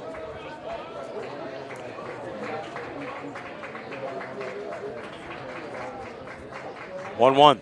High and away, 2-1 there. Are a far cry from that preseason #1 team right now. As you said, very inconsistent pitching, inconsistent hitting, can't match it up. They're just going to have to find a way to correct all that. 2-1 is down. It's 3 balls and a strike. Buffkin.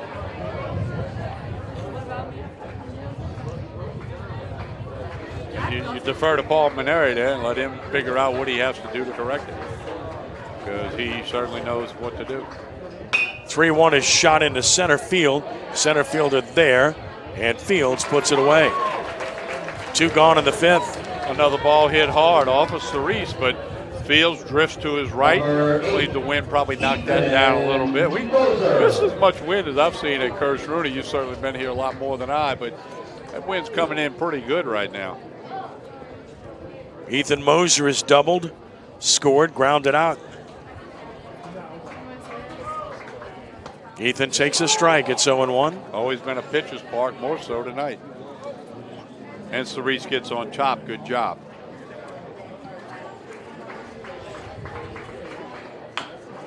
Toward first, but off his foot. That won't feel good on a night like tonight. Not fun. No balls and 2 strikes. Way ahead in the count here. We'll see what Cerise comes with. Off speed down. 1-2. Breaking ball down and away. Fonseca puts the glove in it on the short hop. Glove on it.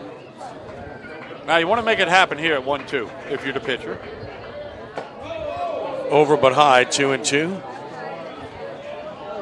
Really good job by Moser to lay off of that. That was close. It's tough to take with 2 strikes, take that pitch, but he did a fine job. 2-2. Hangs, and he hung it foul. Holding it 2-2. Bucks all over the Pelicans, 84-65 in the 3rd quarter tonight. That's not a surprise. Smoothie King Center, Bucks are really good. Pelicans are a skeleton right now with injured players. In the air, center field again. Field's busy out there, isn't he? Puts this away in a 1-2-3 inning for Victor Cerise, who marches on. We've played 5, and it remains Brother Martin 7 and De La Salle nothing at CrescentCitySports.com.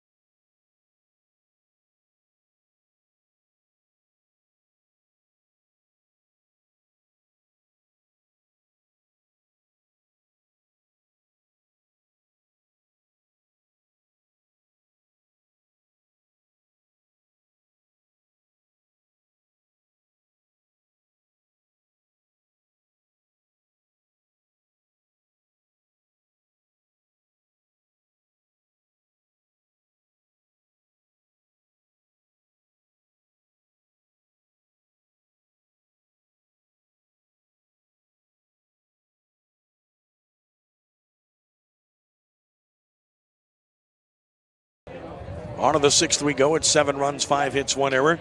And 2 men left for Brother Martin. No runs, 2 hits, 1 error. 7 men left for De La Salle. And here in the 6th inning, Stuprich going back to work. 74 pitches in 5 innings. He's hit 2. He's walked 2. Struck out 5. Brother Martin has a new catcher. Jake Dickinson takes over behind the plate for Buffkin. So Dickinson behind the plate for Buffkin. Grant Goodby will start it for De La Salle. Here in the 6th, Goodby has walked, and he's fly to right.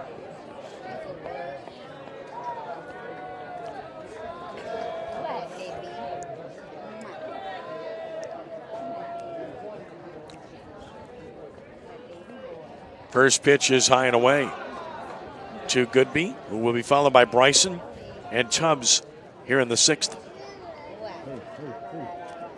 1-0 pitch. High and away, 2-0. The activity in the Brother Martin bullpen has stopped. So maybe they're going to say Stuprich doesn't have a high pitch count, although he threw 18 pitches last inning. So they want to let him keep working. 2 balls and no strikes. Another fouled out of play to the screen, 2-1.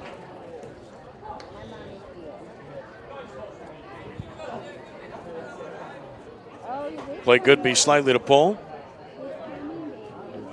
Flags continuing to blow toward right, as has been the case all afternoon and evening here at Kirsch Rooney. 3-1 now to Goodby. Cavaliers need base runners, so Goodby's job here to try to get on base, no matter how you may go about it, perhaps base on balls. Strike is called. It's full 3-2.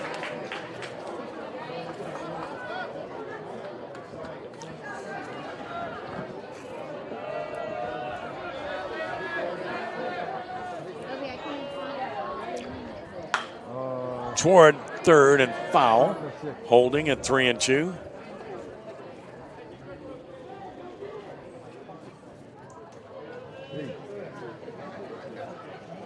Get another payoff pitch.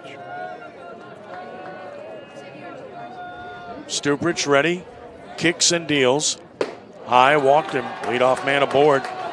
Third walk issued by Stuprich, and now Braden Bryson will bat. And that will get the bullpen stirring again. Good job by Goodby. Cavaliers need base runners, and he gets the walk. We got the courtesy runner coming in, Perkins Broussard.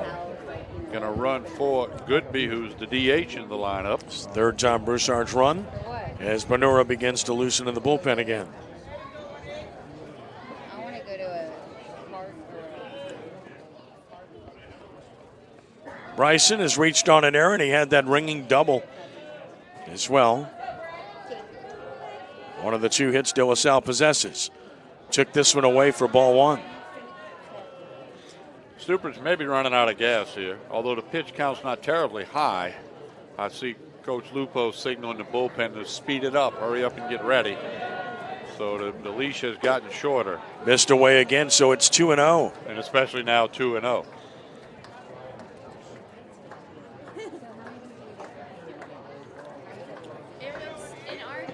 Two balls and no strikes. Here it comes. Way inside and low, so 3-0.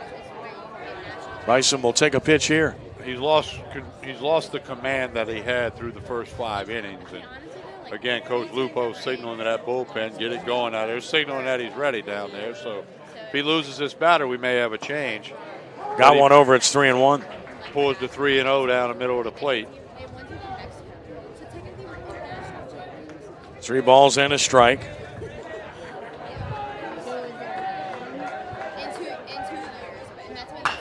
Toward third, tough hop, nice pick, throw to second, got him back to first, not in time. Still well done by Volino to Moser to get the lead man, which is really what they wanted. Exactly, good job by Volino. Tough hop, as you said, Ken, but he stayed with it, kept it in front, fields the ball, and gets the force on the lead runner, which was the objective there. Good pitch by Stuprich. Ty Tubbs has batted twice and taken strike 3 both times. Takes a ball here, 1-0. really had him crossed up with breaking balls in his previous 2 at bats, so I would suspect we'll see the same. Here's the 1-0 pitch to right and slicing foul. Count equal at 1 ball and 1 strikes. Brother Martin High School reminds current 5th and 6th grade boys they are invited to participate in Crimson and Gold Night this Friday, March 15th, 4:30 to 8:30 p.m. For a night of fun, games, camaraderie, and more, visit brothermartin.com. For more information, call 504-283-1561. Fouled, out of play, 1-2 to Tubbs. Tubbs is getting that steady diet of breaking balls in. He's doing a good job fouling it off. We'll see what happens here on the 1-2 pitch. May go back to old number 1, throw the fastball, see if he can throw it by him. 1 ball and 2 strikes. Ty Tubbs took it high. 2-2. Well, Tubbs, like all Cavaliers, need to get on base right now. We'll see what he does. 2 balls and 2 strikes. Tubbs waits. 2-2 pitch. Swung on and missed. Strikeout number 6 recorded by Stuprich. And that is out number 2, and that might be the end of the night for Stuprich. He finished strong there. You know, he came back. He got that guy through the fastball right past Tubbs right for that punch out. And I'm sure Coach Lupo wanted to see him finish strong, finish on a good note there. His teammates are going to come out the dugout and dap him up, and we're going to get a new pitcher for the Crusaders. Stuprich get a nice round of applause as he departs. We expect it to be Brandon Benura coming in, who was loosening in the bullpen. So as the change is made, Stuprich should receive a nice round of applause when he departs the mound here momentarily. And well deserved. And there it is. That's great to see. Hey, even the Cavalier fans, they know he had a good outing. They know he did a good job. They're not necessarily going to give him a standing O, but they respect the fact that he had a very good outing. Pitch count was good. Command was good. Obviously limited to 2 hits, a couple of walks sprinkled in there, but all in all, an excellent outing for Stuprich. So entering the game is the other ace of this staff for Brother Martin, and he is Brandon Benura, the 6', 175-pound senior, takes to the mound, and he's been really good for 3 years now for the Crusaders. This is his 5th appearance of the season, young season. Crusaders 11-1 coming in. He's worked more innings than anybody else on the staff. 20 2/3 coming in to tonight. ERA 2.03. That's obviously really good numbers, and he hasn't given up a few hits. 24 hits in the 20 2/3 innings, but he has found the better end of it when he had to. Maybe got some help defensively, but to date, he's been the workhorse, logging the most innings for Jeff Lupo's Crusaders. Stuprich stays in the game to play third. Of course, he's one of their best hitters. So Valino leaves the lineup, and Benura takes over on the mound. What did he throw, about 80 pitches? No, he threw just over that. I'll tell you that in a second. It's just odd you see a guy throw that many pitches and go play third. I mean, it's a 120 feet plus across the diamond, especially the ball will be hit to his right.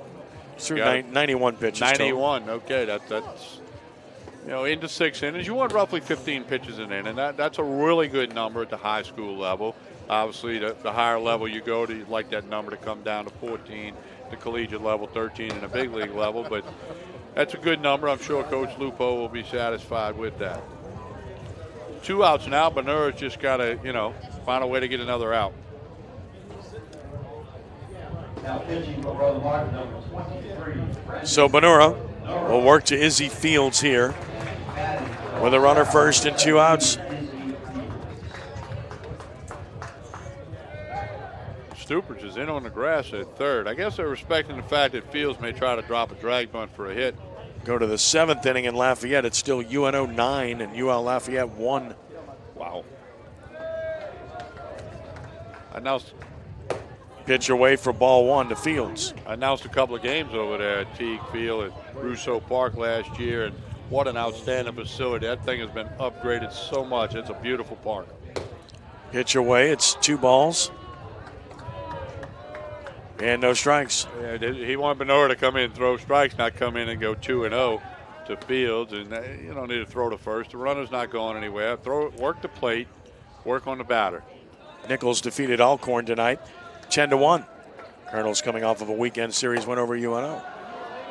This pitch missing away. It's 3-0. Seth Thibodeau does a fine job with the Colonel baseball team. They've upgraded their facility significantly in the past couple of years. Strike is called. It's 3-1. Yeah, Rummel and Destrehan played at Didier Field last week. A high school game. Turf on the infield, natural grass in the outfield. Correct. 3 balls and a strike on Fields. And the pitch. Strike called. It's full 3-2. And you talk about a pitcher's park. The did, or the glove, as we used to call it, because everything you hit in the air ends up in somebody's glove. Tough park. Great pitcher's park. A lot like Kirsch Rooney. 3 balls, 2 strikes, and another. Strike 3 called, and that'll end the inning. So, good job working back by Bonura, who had fallen behind in the count, and then ends up with the punch out looking. no runs, no hits, a runner left. De La Salle continues to leave runners on base. They've done so in every inning of this game, and they've left 8. We go to the bottom of the 6th. Brother Martin 7, De La Salle nothing. Here at CrescentCitySports.com.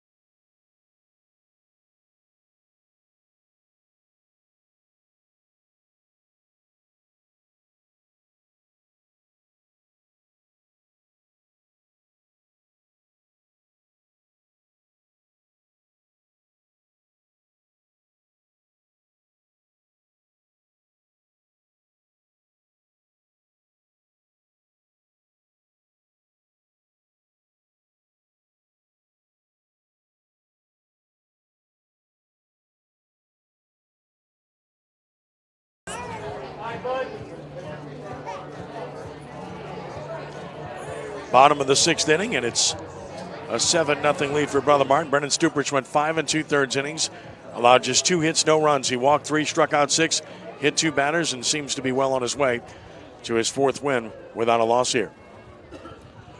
So Brother Martin will go to the bench here to start this inning, and Jacob Cohen will bat for Brother Martin. So Cohen hits in starring spot. Jacob Cohen getting an opportunity. Cohen on the year is 0 for 2. He gets an opportunity here. Cerise still on the bump for the Cavaliers. He's done a fine job tonight, although that breaking ball was way up. But he has done a really good job. I want to say he's retired 10 out of 11. Done a great job. Here's the 1-0 pitch. Fouled. Out of play, 1-1. Yep, Cerise is giving up just a base hit to Faust. That's been it. A ball and a strike. Another. Swing and a miss. Cerise has really messed up their timing, hasn't he? Well, hitting's all about timing. Pitching's all about altering that timing. And Cerise is writing a chapter in the book on that tonight.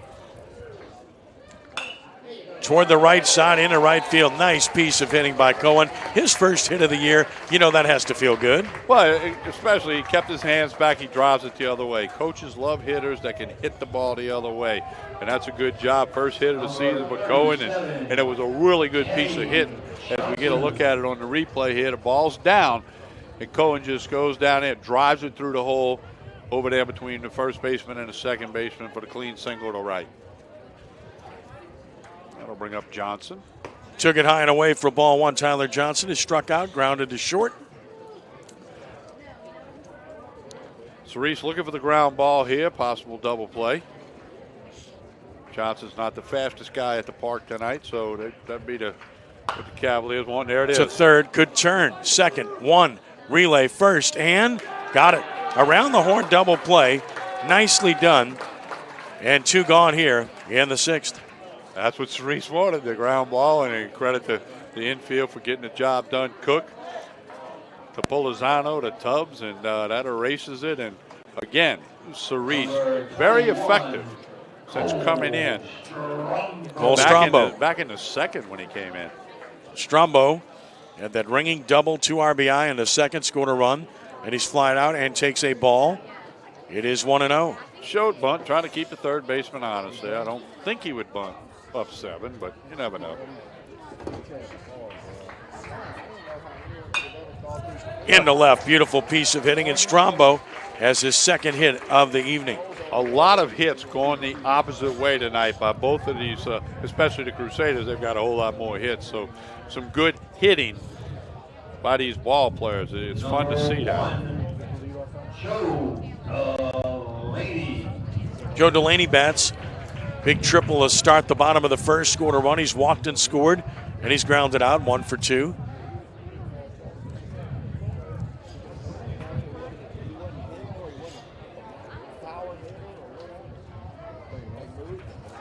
Delaney.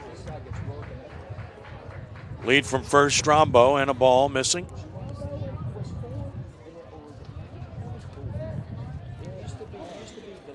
One and 0.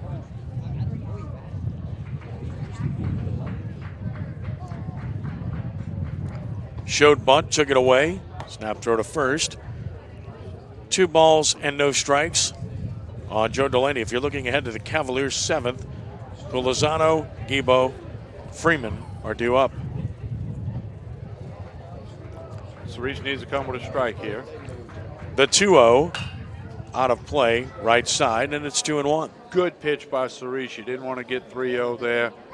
He gets the breaking ball in there. It was fought off by Delaney, but really good pitch by Cerise. 2 balls and a strike.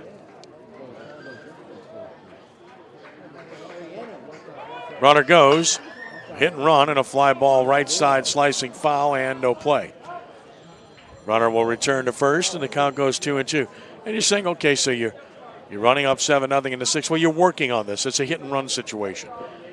The only way you can really sharpen your skills and perfect things is to do it in a real game situation. And a 2-1 count is a good spot to hit and run because you're expecting the pitcher to throw the ball over the plate. He doesn't want to go 3 balls on you, so that's a good call. And you said that you're working on it. You're going to need that later.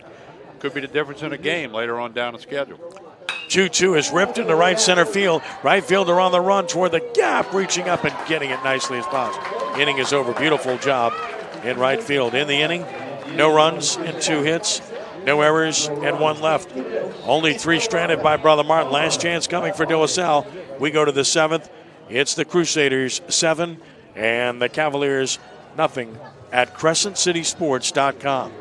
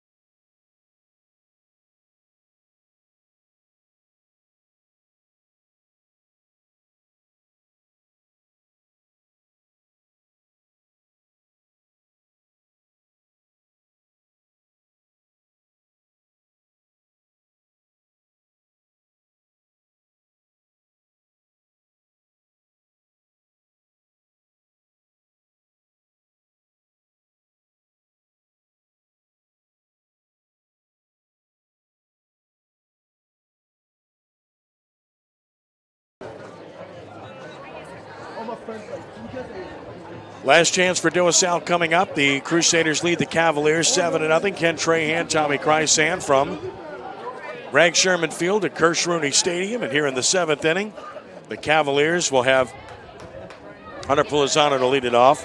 Grant Guibo and Kevin Freeman to follow. He's going to have a pinch hitter here, it appears. First pitch on the way. And that's missing for ball one. That's going to be number 7, and that's Louis Jacona III. So Louis Jacona III is going to hit for the Cavaliers. Takes a ball, and it is 2-0. Jacona getting an opportunity. Chops it foul. It's 2-1.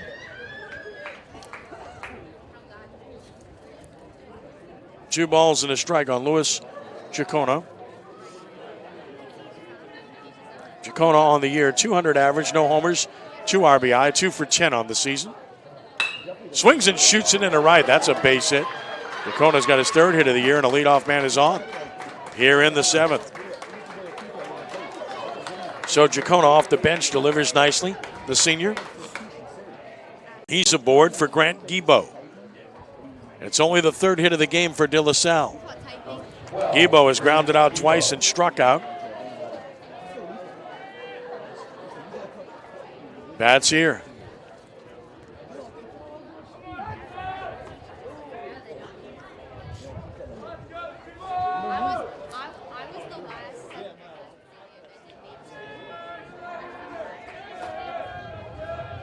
Guibo fouls it.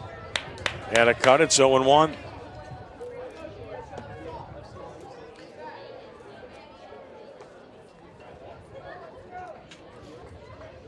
Tulane leads McNeese 7-3, bottom of the 7th inning. No balls and 1 strike. Another pitch, swing and a miss. 0-2 now to Guibo.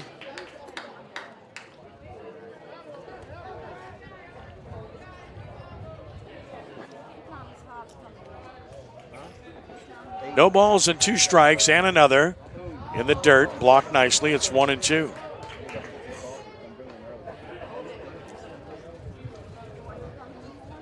A ball and 2 strikes.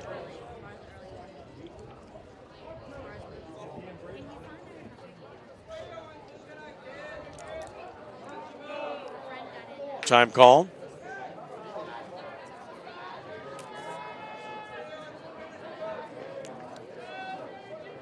Guibo back in. 1-2 the count, and grounded foul outside of 3rd. Count remains 1-2.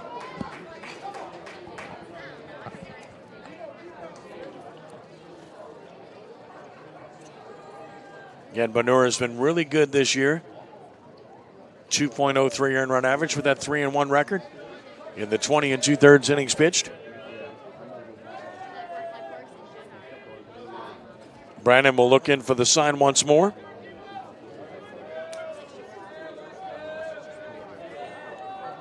Stretch in the 1-2.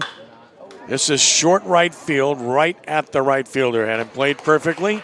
Strabo puts it away for out number 1. Holding first is Jacona, and Gavin Freeman will bat. He has been hit by a pitch. He has flied to right, and he's grounded to 2nd.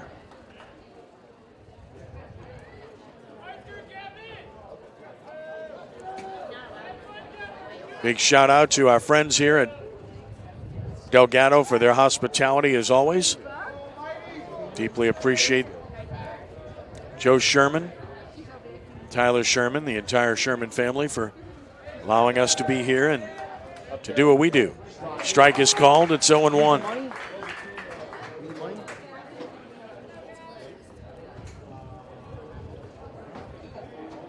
No balls and a strike on Gavin Freeman. And another. Fly ball right field again. Strabo over, has a play, and has the ball. 2 gone. Crusaders are 1 out away. Last chance is Cody Fonseca for De La Salle, who has a base hit, been hit by a pitch, and he's grounded into a fielder's choice. There's Fonseca.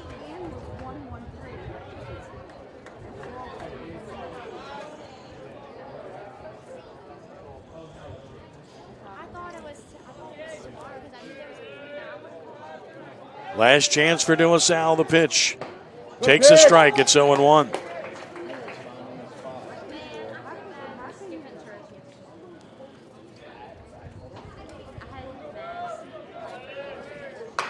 Grounded foul outside of 3rd, and the Crusaders are a strike from a win.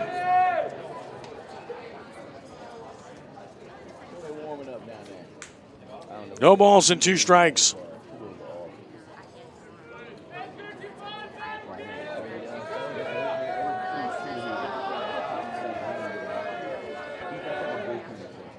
Pitch is strike 3 called. And the Brother Martin Crusaders have shut out the De La Salle Cavaliers by the score of 7-0. An impressive performance by Brother Martin here this evening as they move to 12-1 on the season with another splendid performance, as they've been really good from the get-go this year, from the jump, and they continue to look really good again. The way they're playing has been very consistent, and they get it done once again as Brother Martin wins it by the score of 7-0 here this evening. We'll have our star of the game coming up and the winning coach as well, and with Tommy Crescent down on the field. We'll get to them shortly. Again, the totals of the game: 7 runs, 7 hits, 1 error, 3 left for Brother Martin. It's no runs, 3 hits, 1 error, 9 left for De La Salle. Winning pitcher Brennan Stuprich, he's 4-0. Braden Rice on the loser, and he drops to 1-1 with the defeat. And we'll see if we can get Stuprich to come on over as soon as he's finished with his handshake as well, and then we'll get down to the field for Tommy as well. As soon as we get him, here comes Stuprich now. So we'll focus in on our winning coach and then our star of the game as well. So as they get to either side, let's throw it to Tommy Crescent with our winning coach, Jeff Lupo, on our star of the game, Brennan Stuprich. Tommy? Thank you, Ken. We're visiting with Coach Jeff Lupo, winning coach of the Brother Martin Crusaders. Coach, you guys put up a couple of crooked numbers early and then let the defense do the job when the Cavaliers got some guys on base. Yeah, we did. We weren't as necessarily sharp as we wanted to be. Brennan's been really good for us all year, and he's, getting him a lead early was really crucial, and then allowed us to settle in and pitch and play defense, which was, what we're usually pretty good at. So, I'm proud of him. He didn't have his best stuff tonight, but he battled and competed in the strike zone, and I'm really proud of him for that. Wind played heck with a few of the baseballs up in the air tonight on both clubs. It did. It's a little bit tricky, and, sometimes we forget these are high school kids, and, I've seen big league guys do the same thing, and sometimes we forget that they're high school kids and make a mistake. But credit our guys, too. I'm proud of them. So when the other guys made a mistake, we were able to capitalize on it. That's a sign of a good team, to exploit somebody else's mistake. So What are you going to tell your team when you go meet with them in left field? Well, we're getting to the midpoint of the season, and district starts next week, and we have to, start tuning in and locking in to get ready, because it's going to be a grind. You can play a bunch of teams that are very well coached, just like this one is, and it's about what the 25 guys in that dugout do over there, not what anybody else does. It's about what these 25 guys do, and I like this group a lot. They're working really hard, and I'm proud of them. Thank you, Coach, and congratulations on the win. Appreciate it. Thank you. Hey, Brennan, you did a fine job on the mound tonight. You worked 5 2/3. You even knocked in a couple of runs. Let's talk about the pitching before. You had good command. Yes, sir. Coach Z always tells me keep the ball down in the zone, just let my team work behind me. Yeah, you got to let your teammates make the play. You did that. Cavaliers got a few guys on base. You not necessarily pitched out of big trouble, but there were times when you had to make good pitches, and you did. I know I didn't have my best stuff tonight, but as I said before, letting my teammates work behind me and knowing that I keep the ball down in the zone, we'll get a lot of outs for the team and get us some big wins. You also knocked in a couple of runs with some fly balls and got a couple of RBIs. That certainly helps the cause. Yes, sir. Coach Stewart always says see the ball up, so I saw the ball up and then drove it to the outfield, knocked a few runs in. And, of course, your teammates made a lot of plays behind you. Yes, sir. All right, congratulations on a nice outing and a nice win, and good luck the rest of the way. Yes, sir. Thank you. Hey, back up to the press box and Ken Trahan. All right, thanks very much, Tommy. So a very good win here tonight for Brother Martin, 7-0 over De La Salle. The Crusaders thus improved to 12-1 on the season. De La Salle with the defeat falls to 6-3 overall, as Crusaders scored 2 in the first, 5 in the second, and the pitching and defense did the rest, as they simply didn't allow De La Salle to get back in it, as Brother Martin took care of business in a 7-0 victory here tonight. De La Salle will be back. They're a really good baseball team. Again, face some good pitching and a really good team that's playing outstanding baseball here tonight in Brother Martin. So no doubt the best team won here tonight in this particular outing, but you can rest assured De La Salle will be a threat in Division II throughout the course of the season. And again, Brennan Stuprich, 5 2/3, 2 hits, no runs, walked 3, struck out 6, hit a couple, did a very good job.